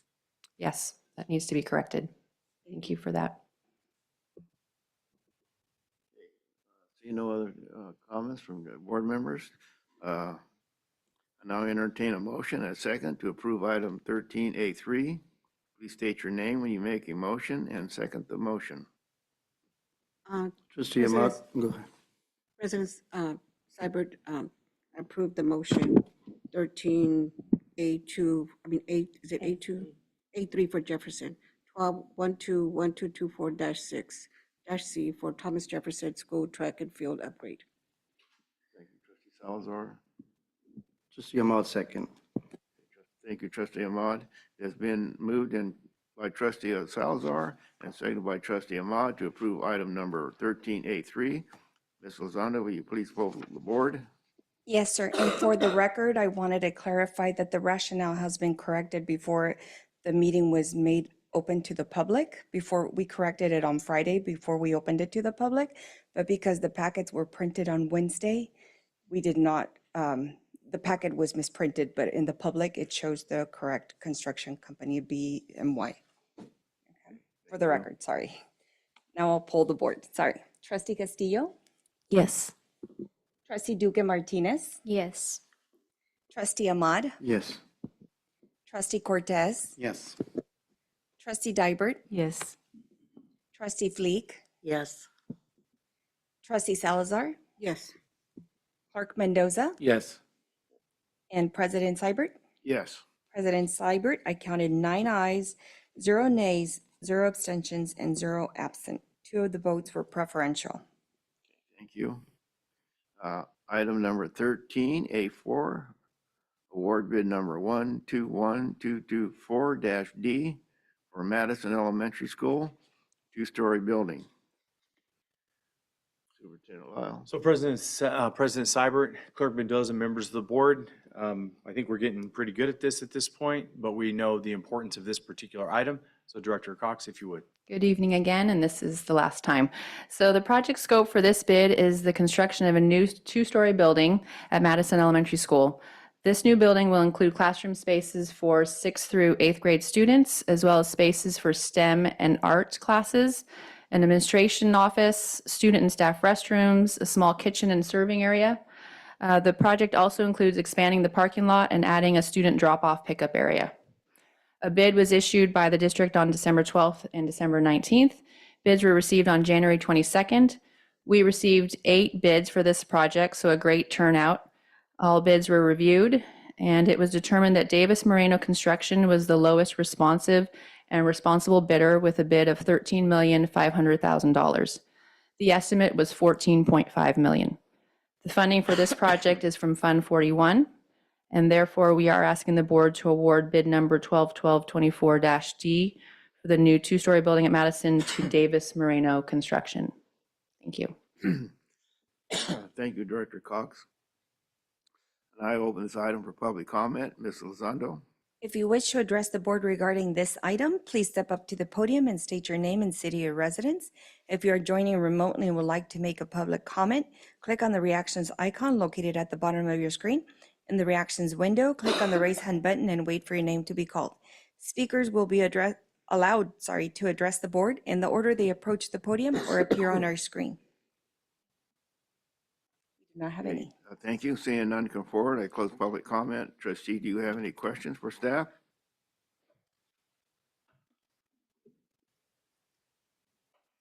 Seeing none, I now entertain a motion, a second, to approve item number 13A4.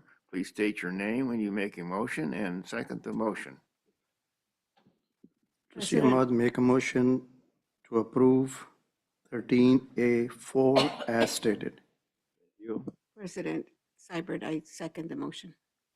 Okay, it's been moved by Trustee Ahmad and seconded by Trustee Salazar to approve item number 13A4. Ms. Elizondo, please poll the board. Trustee Castillo? Yes. Trustee Duque Martinez? Yes. Trustee Ahmad? Yes. Trustee Cortez? Yes. Trustee Dybert? Yes. Trustee Fleek? Yes, if they don't start early in the morning. Because it's right by my house. I don't want to be awake at 6 o'clock. We're going to require they start at 5 a.m. Yeah, you Remember, they're supposed to start after 7. Trustee Salazar? Yes. Clerk Mendoza? Yes. And President Seibert? Yes. President Seibert, I counted 9 ayes, 0 nays, 0 abstentions, and 0 absent. 2 of the votes were preferential. Okay, thank you. Item 13B, fiscal services.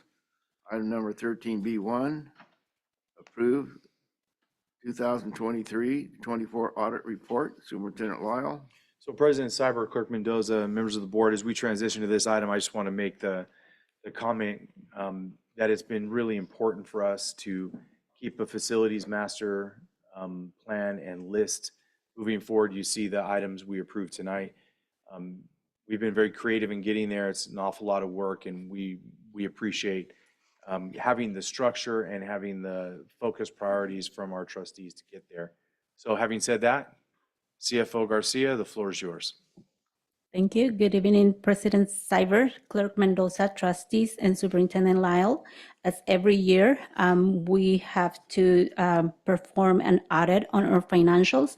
So this one, this audit, it's for last year's financials as of June 30 of 2024.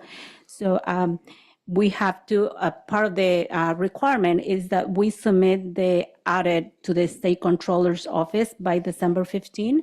And as every year, we meet the requirement. And I have on remote Ryan Zielinski, and he will help me present this item. He is from the A.D. Bailey audit firm that they are our auditors.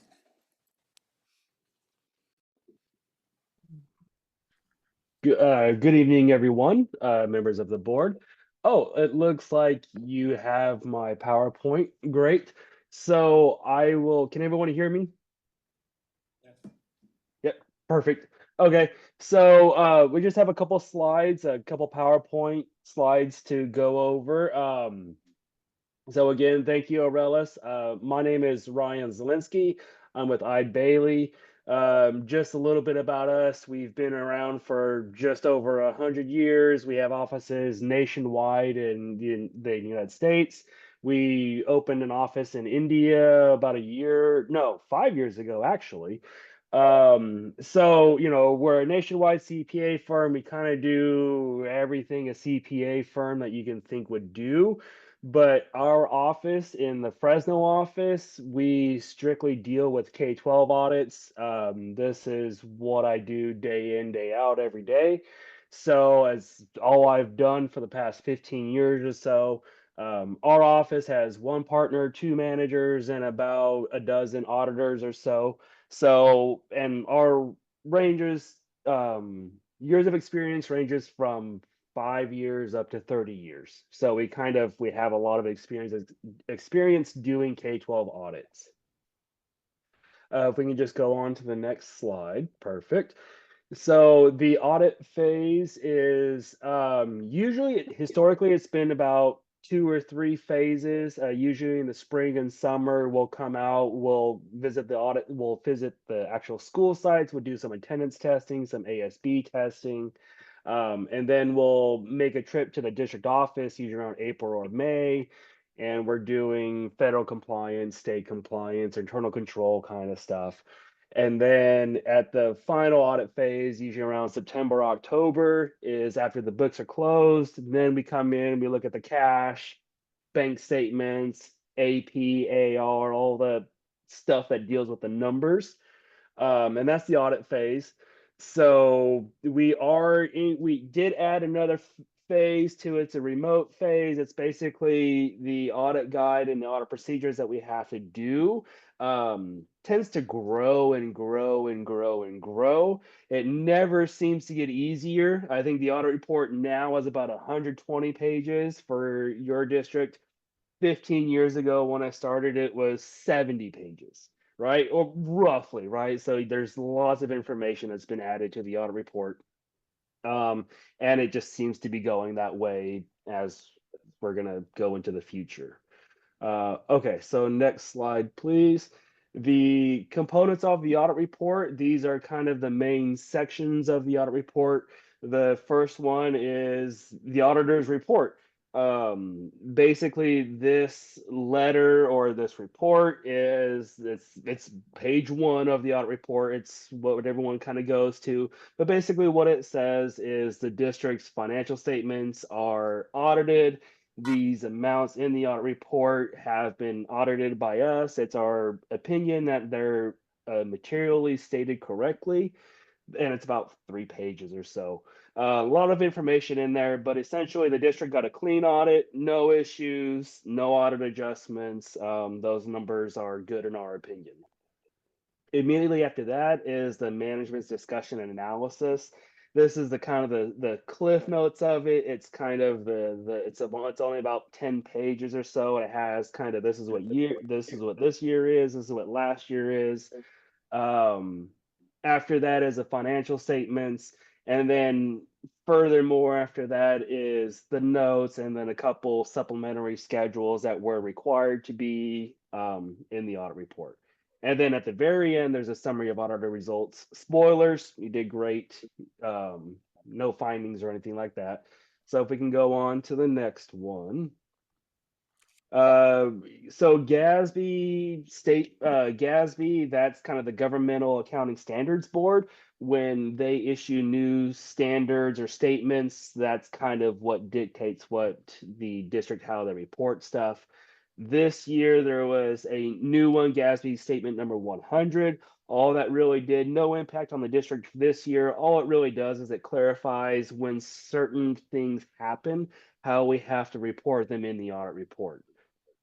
Other information, This is the other information is a new section for the audit report, but really all it did is that LEA organization page used to be in the supplementary information, and now it's in the other information. That really doesn't mean a whole lot for you, but for the auditors, right, we have certain sections where certain things go, so it just moved from one section to another. If we can go on to the next page, perfect. So if you're looking at the financial statements, there's two sets of financial statements. Both of them have a balance sheet essentially, and both of them have an income statement. So the first one is the government-wide or entity-wide, and then the second set is the governmental fund financial statements. The governmental fund is what you're typically used to seeing, your unaudited actuals or your budget reports or anything like that, right? General fund, Fund 21, Fund 40, all that stuff. Government-wide is basically all of that information, but we also incorporate the long-term items, your capital assets, your long-term debt, your bonds, COPS, pension, OPEB, all that stuff. So the government-wide has all those long-term items.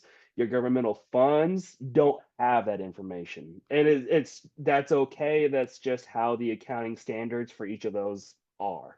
You'll also see reconciliation pages between those two, but really all the reconciliation items is the long-term items is the first reconciliation, and then the second reconciliation is the activity of those long-term items, right? If you bought any capital assets, sold any new debt or anything like that, those will be on the reconciliations. And then immediately following that is the notes. That's just more detailed information on the amounts that are represented in the financial statements. All right.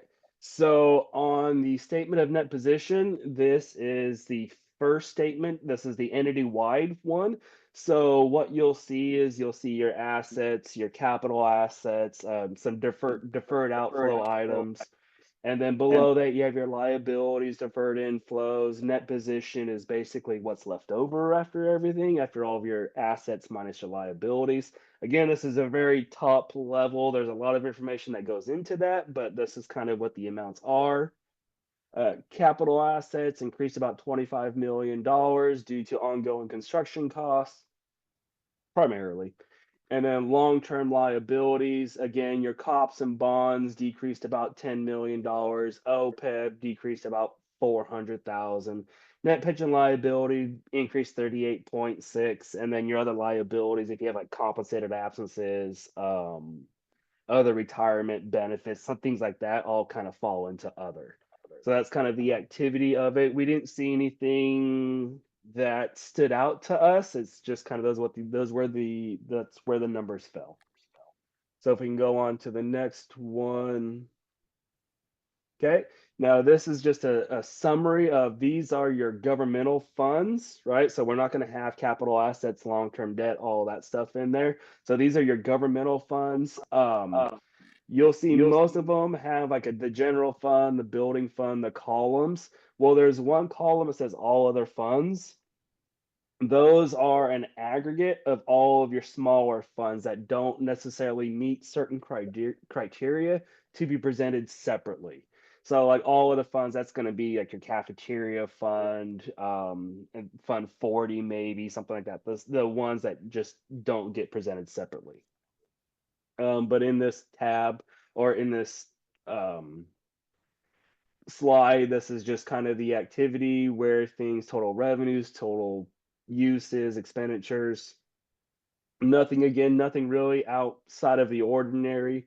The building fund decreased $6 million, but usually that fund, that's usually what we see. We usually see a real big spike of money coming in when you issue the funds, and then just deficit after deficit after deficit, right? Because you're spending that money on the bonds. Everything else was pretty much, like I said, nothing that stood out of the ordinary. So if we'll go to the next page, perfect. Here we go. This is the last page. This is the best slide for you. There's no findings. We didn't have an audit adjustment. We didn't have federal compliance findings. We didn't have any state compliance findings. So this is basically the best grade a district can get. Gave you a nice little sticker right there for you. So yeah, and then at this point, I just with a district that doesn't have any findings, that's just a testament to your business department and really everyone up and down the district. I mean, we go to individual sites, we're talking to attendance clerks, we're talking to ASB clerks, to bookkeepers.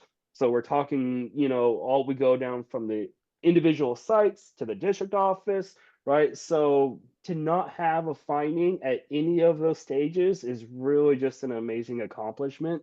As like I said earlier, there's just more compliance things, more stuff coming out that the district office or in the staff have to do. So no findings, 2 thumbs up. That's the best grade you can get. And then after that, I think this is the end of the slides. So if there's any questions or comments or whatever that I can help you out with, I'll be glad to help you. Thank you, Mr. Zelensky. I now open this item for public comment. Ms. Elizondo? If you wish to address the board regarding this item, please step up to the podium and state your name and city of residence. If you are joining remotely and would like to make a public comment, click on the reactions icon located at the bottom of your screen. In the reactions window, click on the raise hand button and wait for your name to be called. Speakers will be allowed to address the board in the order they approach the podium or appear on our screen. We do not have any. Seeing none come forward, I close public comment. Trustees, do you have any questions to Mr. Zelensky for our staff? No questions. I entertain a motion, a second, to approve item number 13B1. Please state your name when you make a motion and second the motion. President Seibert, I so move to approve item 13B1. Trustee Fleek, I'll second. It's been moved by trustee Salazar and seconded by trustee Fleek to approve item 13B1. Mrs. Elizondo, will you please poll the board? Yes, and for the record, I wanted to state trustee Duque Martinez had to leave at 8:25. Okay, trustee Castillo, Yes. trustee Ahmad, Yes. trustee Cortez, Yes. trustee Dybert, Yes. trustee Fleek, Yes. trustee Salazar, Yes. clerk Mendoza, Yes. and President Seibert. Yes. President Seibert, I counted 8 ayes, 0 nays, 0 abstentions, and 0 absent. One of those votes was preferential. Thank you. Item number 13B2, present and discuss first reading 2025-26 proposed core staffing. Superintendent Lyle?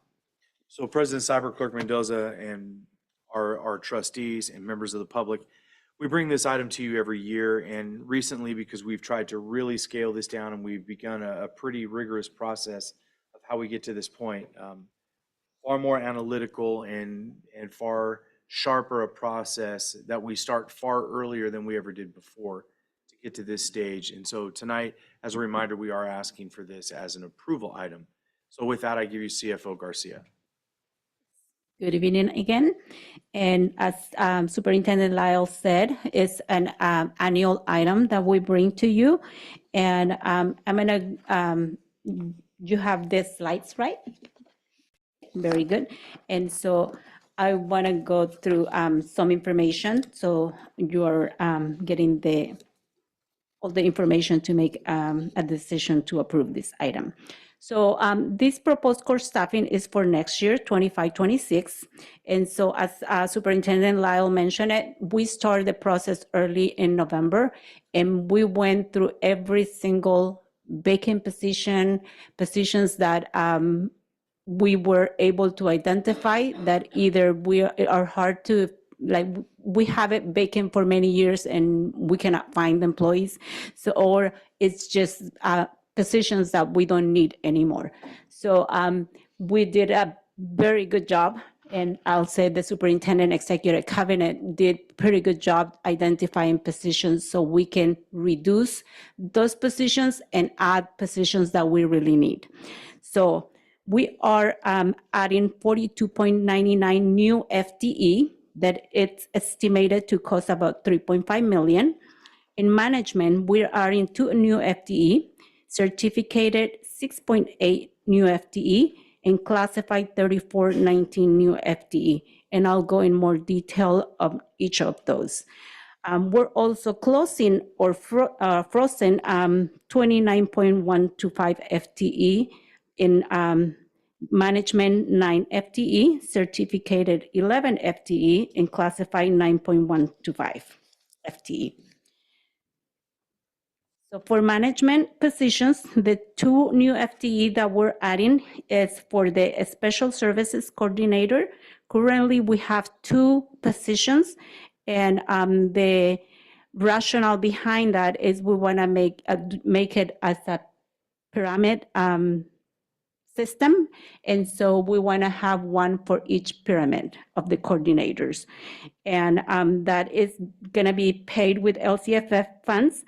And then we have 1 FTE as for a supervisor of the expanded learning program to help Director Dutney to, do all these after-school programs besides, winter programs and summer programs and enrichment programs, and also, all the after-school programs throughout the year. And that is going to be paid with ELOP funds. So besides those 2, we're closing some of them. And as you can see, the speech and language pathologists that we have positions that we cannot find the employees. So we're removing those positions, but we're adding a coordinator into the special education. Then we are closing an operations supervisor at child nutrition that we changed that position early in the year, so we don't need this position anymore. And then we also are freezing educational information system manager. This position was approved few years ago before the pandemic, but we're not able to find a good candidate for it, so we're going to freeze it for now. So for certificated, we're adding 6.8 new FTE, and the estimated cost is about $737,963. The whole thing is being covered, is going to be covered by LCFF, and mainly our teachers, either for growth or special education. Also, estimating that we're going to have higher numbers of special education students. For the teachers, remember for TK, next year we are required to have a ratio of 1 adult for every 10 students. So you will see that also in classified, because we're going to need paraprofessionals, but right now we're just talking about certificated. So we're asking for 4.8 teachers for growth between, all the different levels of schools, high schools, middle schools, and elementary schools. The special education teachers too, and then we are also closing or freezing. These are all closing the different positions that we in certificated that we don't need, and they are vacant at the moment. So.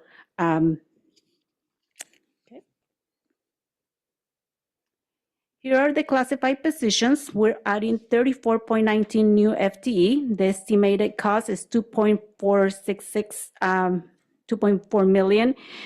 Mostly it's being covered by LCFF, and we have 1 position that is going to be covered with a grant, the Stronger Connections. And so, as you can see, the 12.19 FTE is for paraprofessionals to meet that ratio that I talked earlier, that currently we have the requirement of 12 students per adult. So we're able to have a teacher and a para with 24 students. But for next year, we can only have 20. So we have to accommodate, add classrooms in some of the schools to accommodate that ratio. So that means we're going to require more teachers and also more paraprofessionals. And that is a requirement, so we cannot not have a paraprofessional in there. And so then we're also adding a custodian for the Torres High School Stadium. You know, we cut the ribbon last year or this year, early this year, last year. And so now we need someone to take care of it. So that's why we're adding that custodian. Risk management technician 1, and that is going to help, or we have one person in that in that area right now, and the volume of cases that we have for workers' comp, and process any incident reports and work with the JPA. It's has grown, so we have a need for that. So we're asking for that position.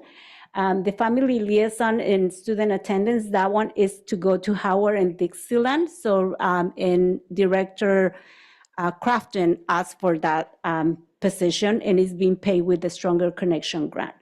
A department secretary, and this is again a special education. And as we keep growing and growing with the needs of our students, Director Mahoney, give us her needs, and we assess. And of course, sometimes we have not given everything that they ask, but what is needed to keep the programs going. So then we have the paraprofessionals, and if we are adding a teacher in a special education, that means they need 2 paraprofessionals on most of their programs, like the autism program, physical impairment, or just regular special education. So that's why you're seeing a big number of paraprofessionals requests. So the rest are positions that are vacant that either we're closing or freezing, and so that will give us some savings. So at the end, we were able to save some money doing this process. So here is the summary. So the total estimated fiscal impact is we're gonna save about $366. Wow, we did pretty good, almost even. So the local control funding formula is gonna absorb $927,000. The ELOP program is gonna absorb $115,000 for the position that is gonna be covered by that. The Stronger Connection, 1 position, $113,000. And so the positions that we're closing or freezing, the Learning Recovery Grant is, we're gonna reduce the position by $385,000. The School-Based Mental Health Grant, we're gonna save about $406,000. And then other grants, about $364,000. So we came up even. And so in this last slide, these are positions that are currently frozen, that either we didn't have anybody, or we changed the position to a director and we left the coordinator position just vacant, but we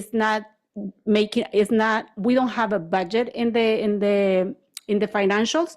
We just left the position frozen in case we need it, in the future. But as we're cleaning up, and we want to close these positions, so they are not, they still going to be in our system, but they are going to be closed. Like if we ever need one of these positions again, the board will have to approve it again. So right now it's just to clean our position control system, so that way we don't have all these number of positions that are there that we don't need. So they have no effect on our budget, and no savings, no spend, nothing. So if you have any questions, I'll be happy to answer.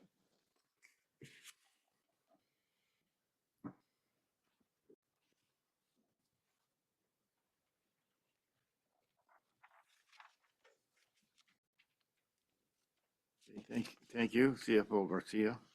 Trustees, do you have any questions of staff? Do you already open it for the public? Do we go first?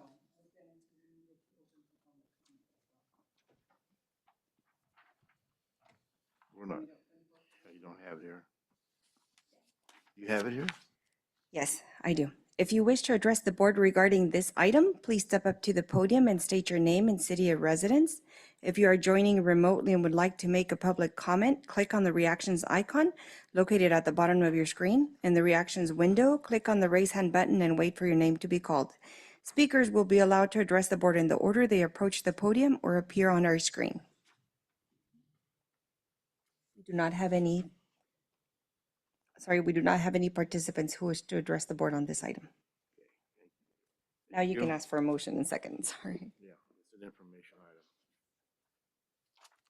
Item 13C1. This is, we asked that this be amended for approval this evening. Oh, okay. All right. When that was adopted. we So adopted the agenda. at this time, I entertain a motion and a second for approval of this item. I did have a quick question, President Seibert. Yes.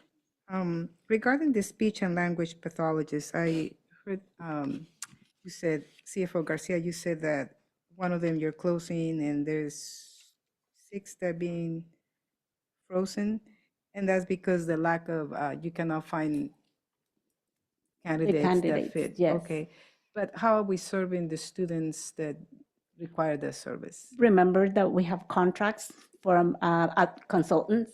We have 4 different companies that are providing the services. On need basis then, right? Yes. Okay, Mhm. okay, thank you.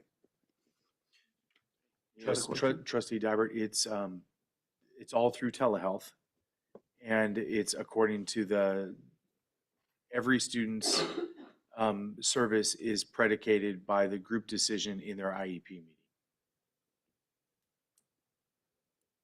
When you say telehealth, so there are no meet in person? Correct.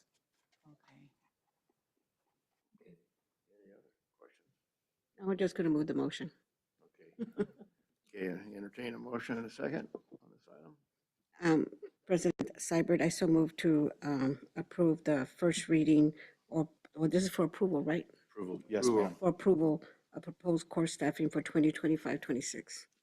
Trustee Fleek, I'll second. Okay, it's item 13B2. It's been moved by trustee Salazar and seconded by trustee Fleek. Ms. Lozano, will you please pull the board? Sure. Trustee Castillo? Yes. Thank you. Trustee Duque Martinez is absent for this vote. Trustee Ahmad? Yes. Trustee Cortez? Yes. Trustee Dybert? Yes. Trustee Fleek? Yes. Trustee Salazar? Yes. Clerk Mendoza? Yes. And President Seibert? Yes. President Seibert, I counted 8 ayes, 0 nays, 0 abstentions, and 1 absent if we count Trustee Duque Martinez, and 1 of the votes was preferential. Thank you. Now we move on to item 13C1, Human Resources, approved teacher residency implementation and expansion grant application. Superintendent Lyle. President Seibert, Clerk Mendoza, members of the board and public, we have Assistant Superintendent Aiello here for this item. Good evening, and I have the pleasure of presenting the last item of the board meeting, so thank you. President Seibert, Clerk Mendoza, Trustee Superintendent Lyle, it's my pleasure to stand before you and ask approval for the application, for us to submit an application for a TK through 6 residency implementation and expansion grant. As you're aware, we currently have a very successful DLI residency program that we've been able to recruit and retain highly qualified staff for our 3 DLI schools. What we're seeing right now, it's getting more and more difficult to recruit staff and have them properly credentialed and trained. And so we are trying to get in front of that and make sure we can compete with other school districts at our local universities. And so the state offers opportunities for staff or for students, prospective students that are struggling to spend a year student teaching and not be able to gain an income, that there's a grant that they can apply for as they're doing their student teaching, they're able to be compensated through a grant and a partnership with a university and a school district. And we are given the opportunity to help train and make sure they're properly credentialed and ready to go in our classrooms. So we think it's an incredible opportunity for us for TK through 6 to partner with Fresno State, be able to recruit candidates. We're looking to recruit 20 teacher candidates per year for a 4-year grant term. And then at that point, match them up with master teachers that we've identified in our district, give them opportunities to learn the material and be prepared for the classroom, and hopefully at the end of their term, be hired by Madera Unified and into our classrooms. So at this point, we are asking for approval to submit an application, which is due next month, and we will hear back in the end of March, early April. And then if the grant is approved, we will start recruitment in May with Fresno State to get the students prepared for August 1st, and then hopefully have them prepared for the fall of 26 as new teachers for Madera Unified. Okay, thank you, Assistant Superintendent Aiello. I now open this item for public comment. Ms. Elizondo? If you wish to address the board regarding this item, please step up to the podium and state your name and city of residence. If you're joining remotely and would like to make a public comment, click on the reactions icon located at the bottom of your screen. In the reactions window, click on the raise hand button and wait for your name to be called. Speakers will be allowed to address the board in the order they approach the podium or appear on our screen. Seeing none come forward, I close public comment. Trustees, do you have any questions for staff? Seeing none, I now entertain a motion, a second, to approve item 13C1. Please state your name when you make a motion and second the motion.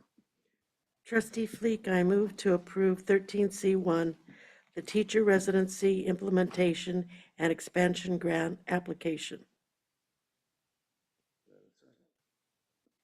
Trustee Ahmad, second. It has been moved by Trustee Fleek and seconded by Trustee Ahmad to approve item number 13C1. Ms. Elizondo, please poll the board. Trustee Castillo? Yes. Trustee Duca Martinez is absent for this vote. Trustee Ahmad? Yes. Trustee Cortez? Yes. Trustee Dybert? Yes. Trustee Fleek? Yes. Trustee Salazar? Yes. Clerk Mendoza? Yes. And President Seibert. Yes. President Seibert, I counted 8 ayes, 0 nays, 0 abstentions, and 1 absent, and 1 of the votes was preferential. Thank you. Item number 14, announcements. Superintendent Lyle, do you have any announcements for the board? I have 5, and they're all quick. Tomorrow, I will be traveling to Monterey to attend the Access Superintendent Symposium. I'll return tomorrow night and be back in the office Thursday morning. Our second one is Madera County's Academic Decathlon Awards are scheduled for this Saturday, February 1st at Madera South High School, and the awards will begin at 1:30 p.m. If you stop by, I'll see you there. Number 3, the Parsec Education Summit will be held next week, February 5th and 6th. The event will take place at the Doubletree Hotel in downtown Fresno. We were there last year. We'll be back. Number 4, the annual FFA dinner dance will be held this Saturday, February 1st, at the Encore Event Center. The social hour begins at 5:30 p.m. It is one of the best nights of the year. If you haven't been in a while, it might be time. Please check with Ms. Elizondo. And last, in observance of Lincoln's birthday, schools in the district office will be closed on Monday, February 10th, 2025. Thank you. Thank you, Superintendent Lyle. Item number 15A, miscellaneous board member committee and information reports. I talked to the board earlier about how I like for you to make your reports and informations. So I'm going to start this off tonight. For your information, the athletic department is looking at renegotiating the contract with the golf course, because they're saying they're not getting their money's worth what's going on out there. So they're also looking into maybe putting in putting greens at each high school and maybe some virtual driving range that a lot of people use, and in combination with a contract with the amount of use they want to use at the golf course. So they're looking into that. Trustee Dybert sent me an email about extraordinary schools. And I first read the email, and it's talking about the best schools and the rates the highest, schools that are like us, underprivileged kids and everything, our demographics. And a school in Susanville, Ohio is what they focused on. And when I first clicked on there, it didn't show me where I could click on to see what their improvements, what they did. So, and then I clicked on again the other night and I happened to hit something. We were trying to find it today. We finally found where Superintendent Lyle could click in. And so we found it, and I'd like to see our educational curriculum staff maybe take a look at it. I mean, our staff's doing a great job. When there were 3 podcasts I listened to, and there's a lot of stuff we're doing better than they're doing, their career schools and everything in high school. Some takeaways I got from it is they use a curriculum called Success for All. It's very scripted. And so a lot of schools don't like that, and superintendents don't like that because it's scripted. But it's easy for new teachers. They don't have to figure everything out. It's all laid out for them. So, and those teachers that use that, that whole school district does that in elementary. And the schools, they say that use this program, Success for All, always do better than the other programs of the schools. Some a lot and some a little.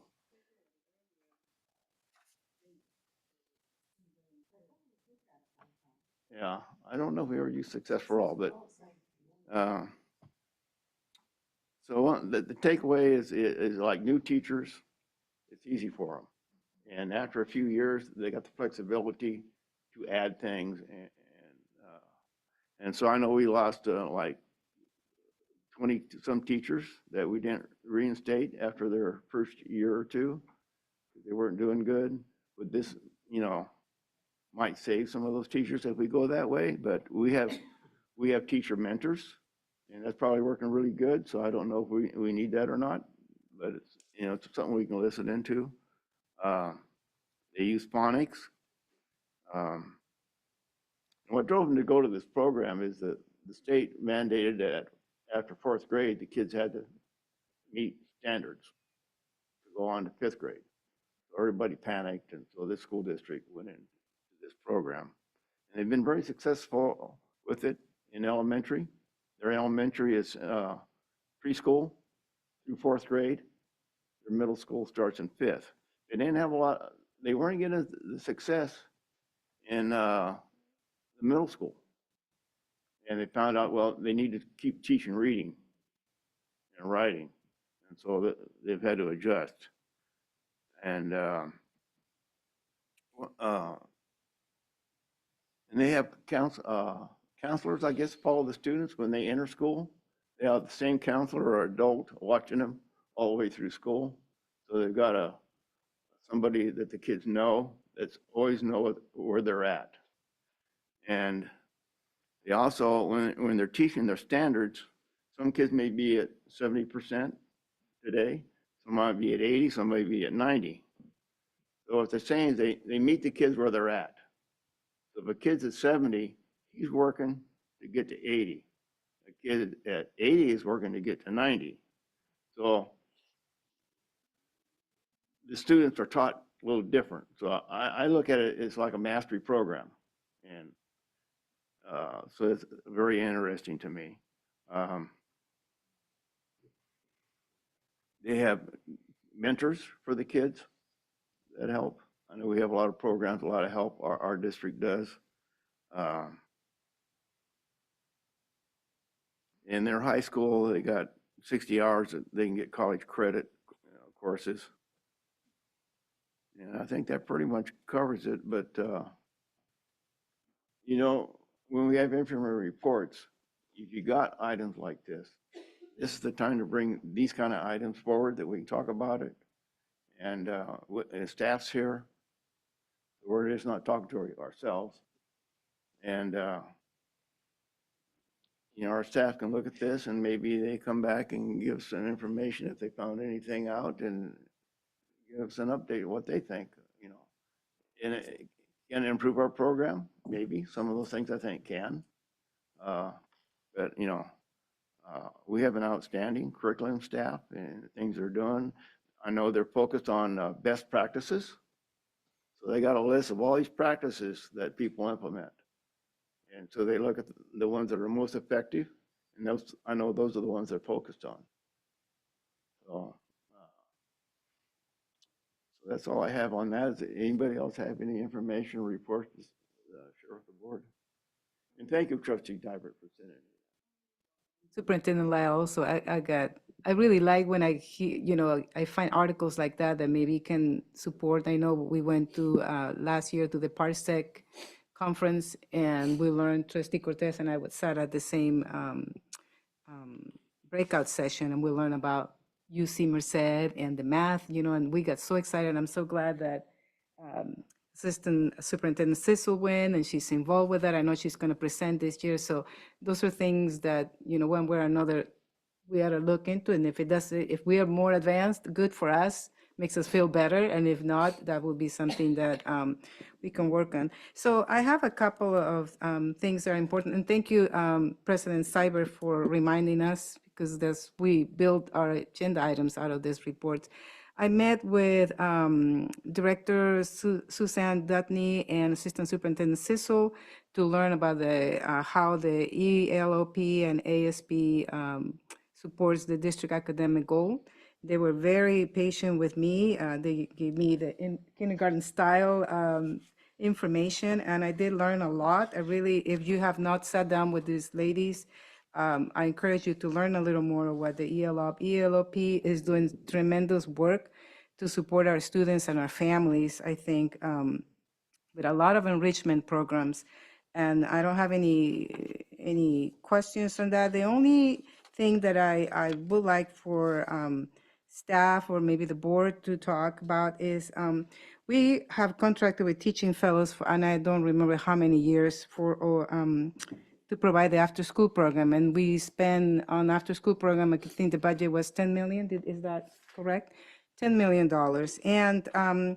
And the staff went over what a regular day is for a student during the after-school program. And I see that the students are assigned to, they're tutors who help our students. And most of the attendance is obviously in elementary schools, about over 3,084 students. They have about 136 students on the waiting list. So they're the ones who really take most advantage of the after-school program. For obvious reasons, parents like to have their students being supervised. And then they have 1 hour of, I'm not sure if it's the structure activities or the homework. And there are different times during the time span. And I thought Teaching Fellows, they have tutors. And in my mind, and a parent's mind, a tutor is somebody that sits with your student and goes over whether it's the homework. And I know Superintendent Lyle, we talked about homework. We're trying to get away from homework, just work that is not completed in the classroom. So when I asked about whether there was a communication between the tutor and the teacher, and I know that as contractual based, we cannot ask the teachers to be following up because 2 different programs. We don't supervise Teaching Fellows. But to make it short, I would like to see a little more support of Teaching Fellows, or maybe an evaluation of how they're supporting to raise the student achievement, other than the enrichment programs, I know. But academically, I would like to see that if we're having tutors per se, how are they helping? And there should be a connection between the teacher and the tutor to follow up and connect what the student is missing. And I'm not sure if staff can look into it. I know Superintendent Miles said he will look into it. There is an after-school program down south, and it's called AYA. And I went and I checked out, and there's somehow a communication with the teacher. They have enrichment programs. They have tutors that one focuses in sports, another one in cooking, dancing, music. And then the teacher connects with the tutor, and the tutor knows if that student is not doing very well in the classroom, that they need to focus on their academics before they can even do music. So there's that communication. I'm not sure how they do it, but if we spend $10 million and we're not maybe utilizing the tutor on academics, I'm wondering if maybe, and I know Teaching Fellows, they'll do anything for us. They'll cater to our needs. So if staff can look into it, I will appreciate that part. That's one of my reports.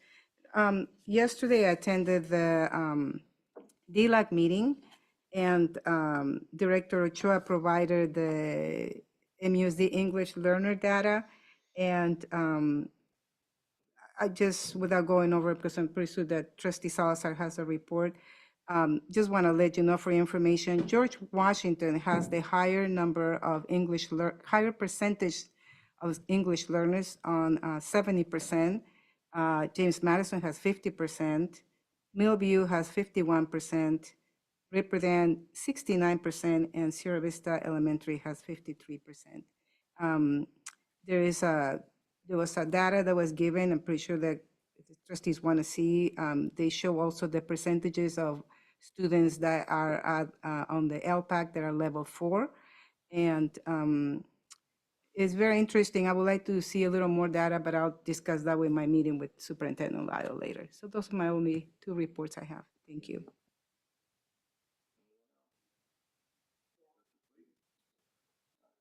Okay. On Sunday, January 19th, we had the Martin Luther King Jr. celebration at MLK Middle School. The dream continues. Student speakers were well-spoken. We had very impressive student speaking. There was also a choir and dancers. Brianna Willis, a reporter for ABC 30, was the keynote speaker, and she spoke on the dream is to have the courage to speak up, which everyone got really quiet because that's really important. You know, a lot of times we see things, but no one speaks up. Yesterday was the Madera Arts Authority Board of Directors meeting. Future events are being planned at the Madera County Courthouse Park stage. The work in the park has been completed, and a lot of children are going to the playground, and the stage is also being used. I think there were a couple of protests there the other day. This afternoon, the Historical Society members finished putting folders together so they can get ready for the 3rd grade tours that start in February and end in March. And we expect 66 3rd grade classes. And that's always fun. Thank you.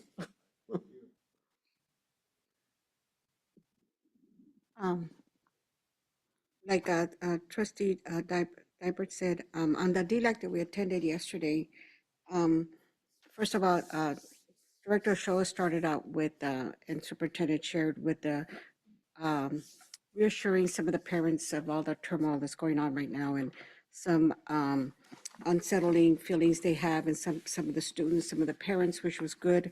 They kind of walked through the different processes and how we were there to secure the kids, be safe there for the kids, and support our students in the community, which that was very good that they had that kind of information. And like Trustee Dybert said, like Washington is one of the schools is 70%, DLI, but the amount of the people of the students that the ratio of the students who have tested out and everything at level 4, you're talking like 7% of the school, which is not good. So we still have a lot to go, focusing on the students, working with our parents. And the last time, on the previous DLAC meeting in December, they shared with the parents to see the report of how to work with the student, what to work on them. And when I go back, and that's what's important for me, and I was saying like all these different reports, I create my own spreadsheet, and I could see a panoramic view that is in Madison. I went to go visit them, looking at the reporting between Washington, DLI, Pershing, Madison, and the DLI schools, that we're still lacking in our literacy and their reading. And there's something that still our students are not grasping. That's why the parents from Madison were concerned, the 8th graders, when the 7th graders are going to 8th grade, what are they going to be learning as far as literacy and everything? They want their students to be prepared so when they get to high school.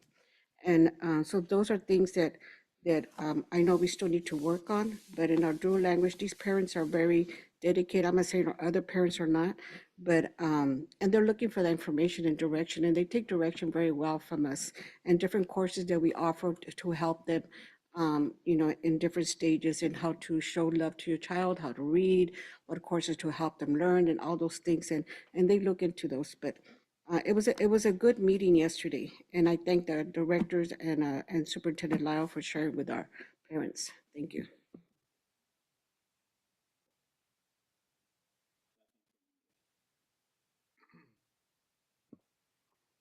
So I was wondering on our DLI schools, do we need maybe an update, how well they're doing? How successful are we being, or? We did do that back in the first semester. At your request, we brought a presentation to the board. Yeah, So if there's still some further questions, we can carve out time and meet with some trustees.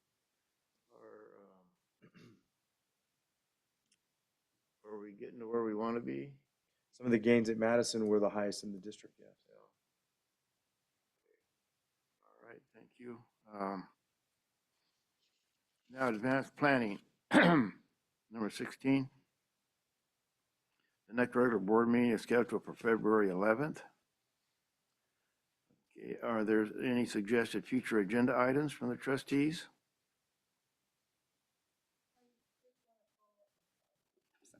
Just want to follow up on our calendar.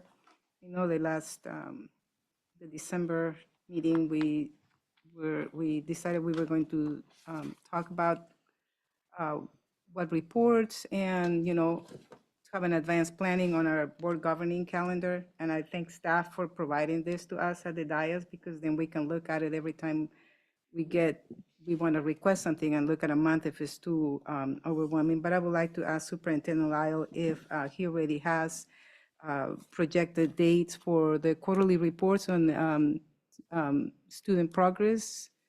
I remember we created this calendar so we could have plug those dates here, that it will be good for staff. So we're not asking when you have, too many items to report, and for us too, to know that we have a meeting that we need to be here and study those reports before the presentation. So Trustee Dybert, do you have this item at your desk? You'll see that in April, it says Pyramid Growth Reports, Fall to Spring Report.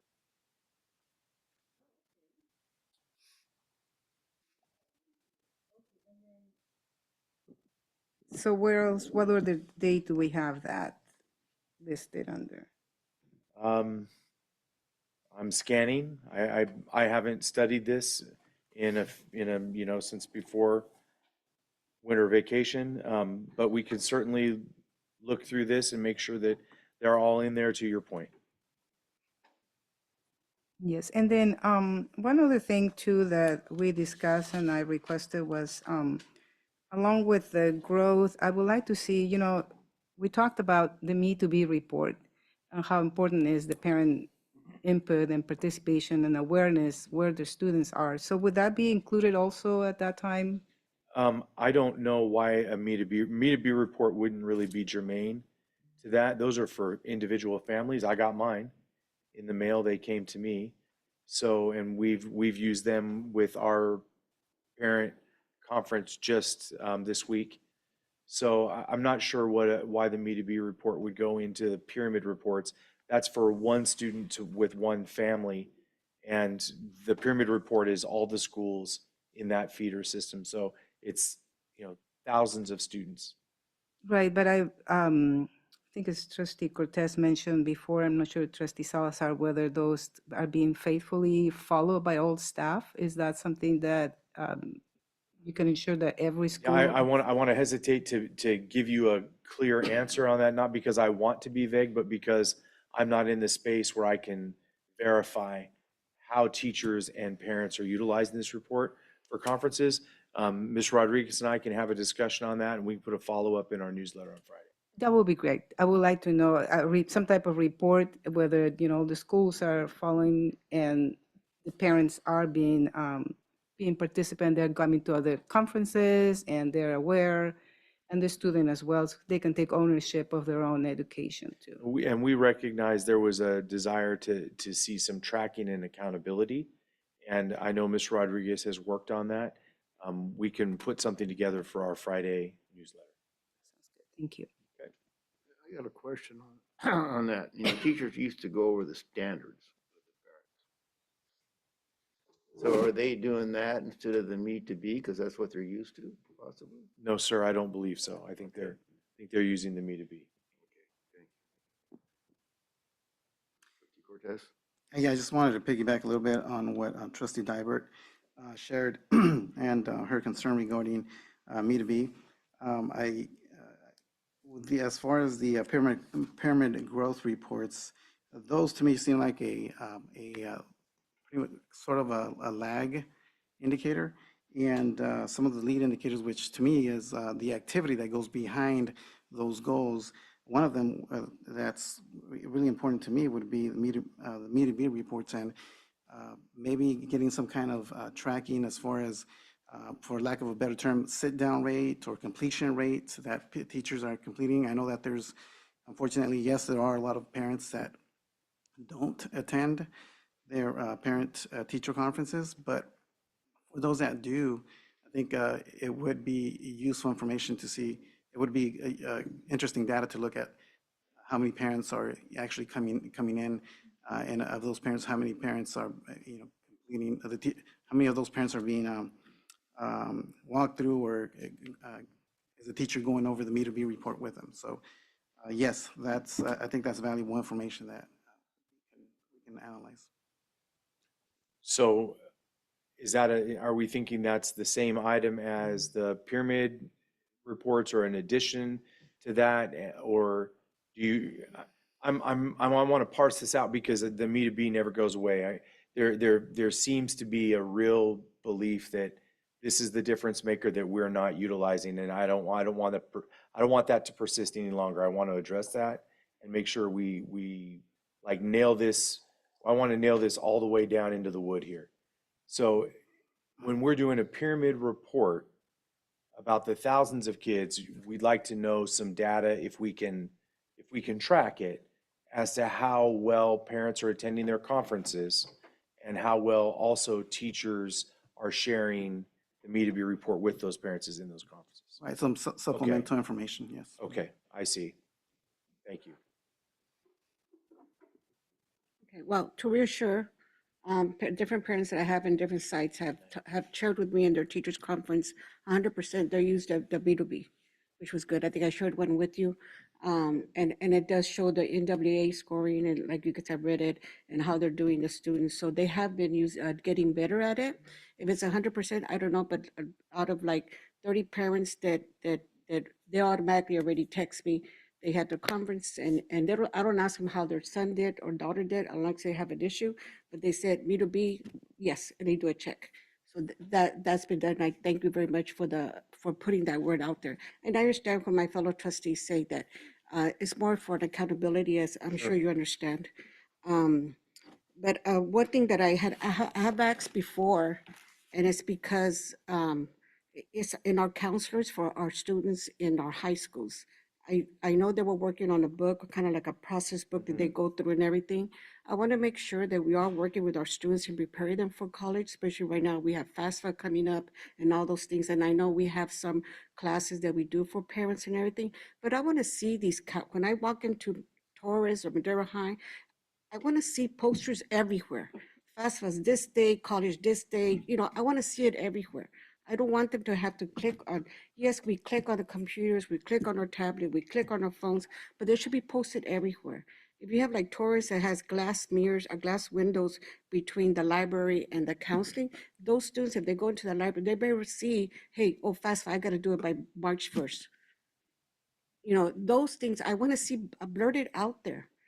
Last year, we compared to the number of scholarships that Torres got compared to the other schools, was less. And I'm picking on Torres because it's a newer school. Yes, it is. But academically, they have been doing better than the other two high schools. But that is still the focus. We got to prepare our students for college. It's not enough for them to be doing the dual enrollment. It is what else? What are you missing? What are we lacking in encouraging them to make? And I guess, we have different career paths. We have, they want to be in construction, welding, fantastic. Want to be an air conditioner guy? Fantastic. We need all of those different trades. But I want to see what our counselors are doing, because I don't see no accountability for our counselors. I don't. And then, like Trustee Diber said, our after-school program, we have to go back and revisit our contract with teaching fellows. I know my grandkids have attended the after-school programs and everything. And I'm sorry, it's a babysitting place. my one grandson that was behind, no tutor whatsoever. Even when we asked for tutor from our teacher, from the parent resource, there was no tutor ever given. They had to find somebody outside to help tutor the student. And so what they did, they ended up taking student out of the after-school program, and the student's doing better. And I showed you where he's doing better.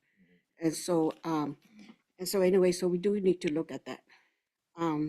And then picking back where Madison came today, as you could tell, these are just a few of the parents. And I had 2 parents approach me last night. And the thing is that we need to give them some kind of, they sounded discouraged. And so we need to reinforce that, have a town meeting. When we have these town meetings, invite the trustees, because they look to us, like they said, like Mr. Margos said that, he feels like he needs an apology from us. Well, I need to know what's missing. And I'm not getting that. I don't know if the rest of our trustees are getting it, but we're missing that. We're spending millions of dollars to build this building and this program, and we're telling different schools around us, that's different sites, that we have this DLI program, and they're from kinder to 7th and this and that. But those kids don't feel like they're anything special. They don't. They went to Madera Tech to get motivated for what? They might not even be able to have the chance to even go. That is so disappointing to hear that. I didn't even ask my grandson how he felt about it. I heard it from Mr. Magos. So we're missing it. I don't know why, but we're missing it there. Thank you.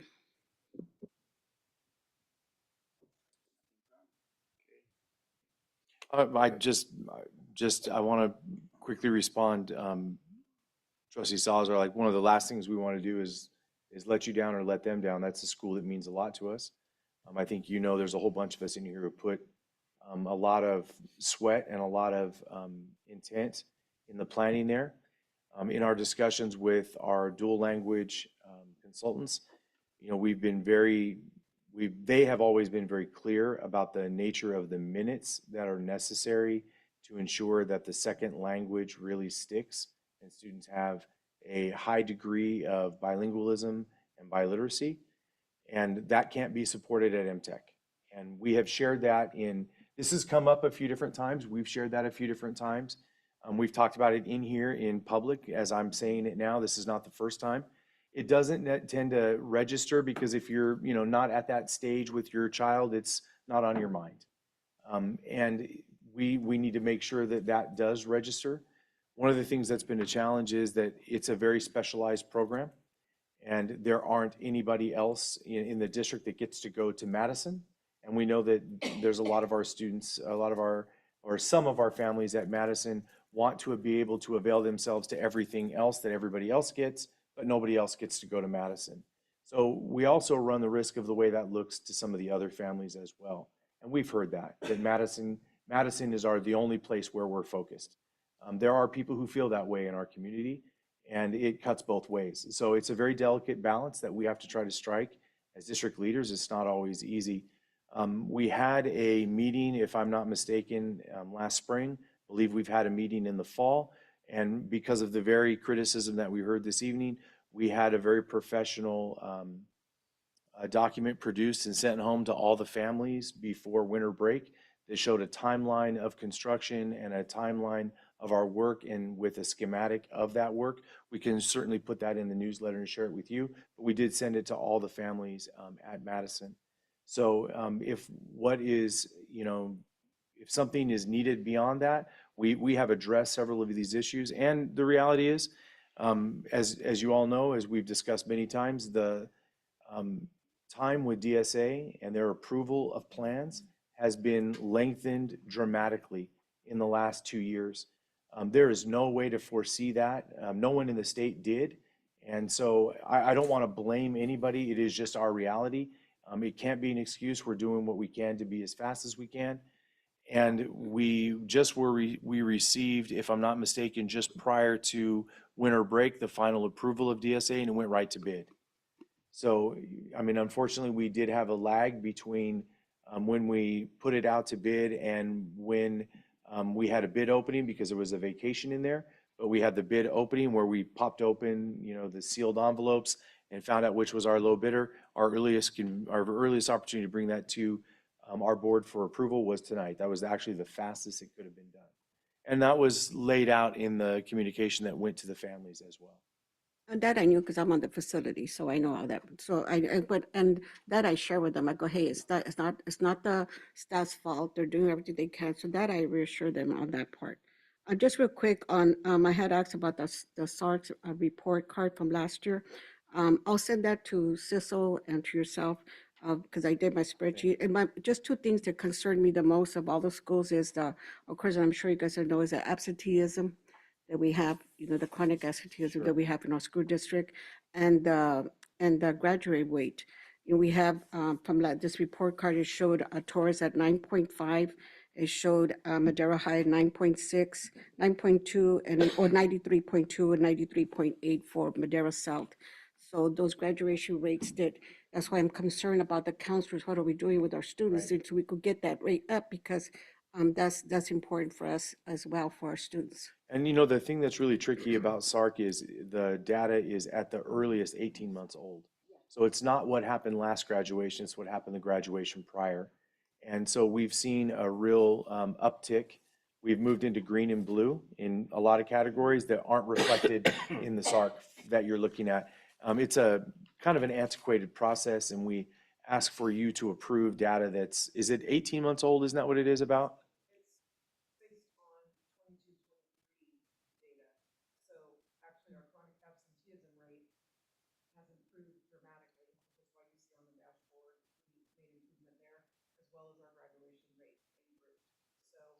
So maybe, not to interrupt you, but maybe when we do it, like say this one, maybe when we get the report, maybe just put a brief synopsis on top and say our absenteeism has decreased, our graduate rate for these has gotten better. And because those are the two focus things that we're building our students to get over that line.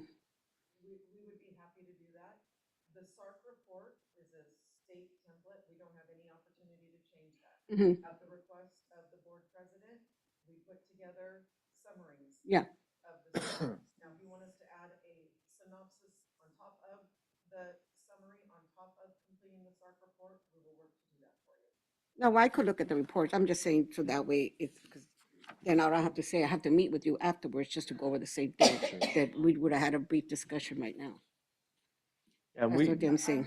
I'm happy to try to accommodate that. Mhm. But again, the actual template that is used for the SARC, that is not something, unfortunately, that we get to change. It was brought to my department's attention that not all trustees want to read the entire report. If we could create a summary, so last week we created 8 summaries out of the SARC reports.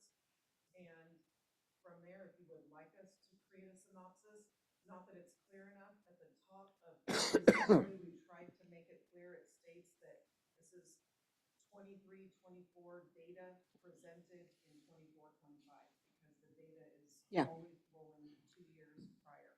So I apologize if No, it's no apologies. synopsis, we can work on that. Assistant Superintendent Cecil, would we be able to find the more current information on the SIPSAS? Would that, if we have that? You have more current information on the SIPSs. You also have more current information on the California dashboard, which will come So it will be when in I our do my SIPSs. LCAP presentation in June. The way it rolls out, we present, so the dashboard information is presented as part of the LCAP approval process. Yeah. President Seibert, I'm just looking at the calendar right now. The same thing. I'm looking at the calendar because I just looked at it. It says here, in February, we have 2 board meetings. And it says board self-evaluation. Are we having that on the February 11th or February 25th? And I would like staff to separate which items will be in one meeting and which ones will be on the other. That makes it easier for me.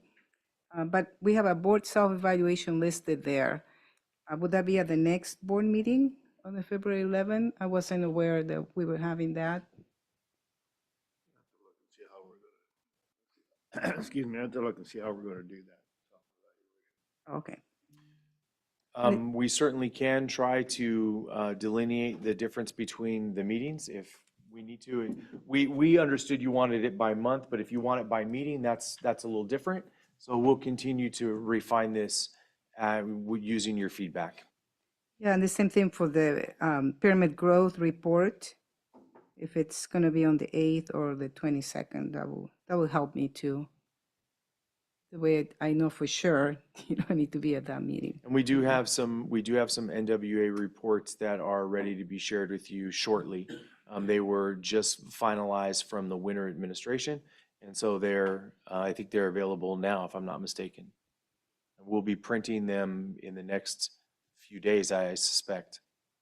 And the data from the dashboard, that will be presented with when Assistant Superintendent Sissel presents the LCAP, correct? Yes, ma'am, but it is available to the public right now and has been. I included it. I included a big chunk of it in my newsletter this last time. Yeah, I saw it. It's at the same time, and I don't want to create more work for staff, but really the summary for the SARC reports was really helpful to me. I'm not sure about the other trustees to have that summary because I can just go really quick and look at the data at hand. The dashboard, I have to open each of I cannot compare them. We have a document where that's available. Okay. And I think I shared that also. It was something that was developed by Mr. Carrasco. And so we can get that to you in a more obvious way if it's been missed. Okay. There was a lot of information actually on the last, I think, no, it wasn't on the last one, it was on the previous one. So that's why I was all Correct. over with that. But yeah, if you can have that document, I would like to have that printed and read it. Thank you. Guys ready to go home? Okay. It is, say, 9:30. I joined the meeting.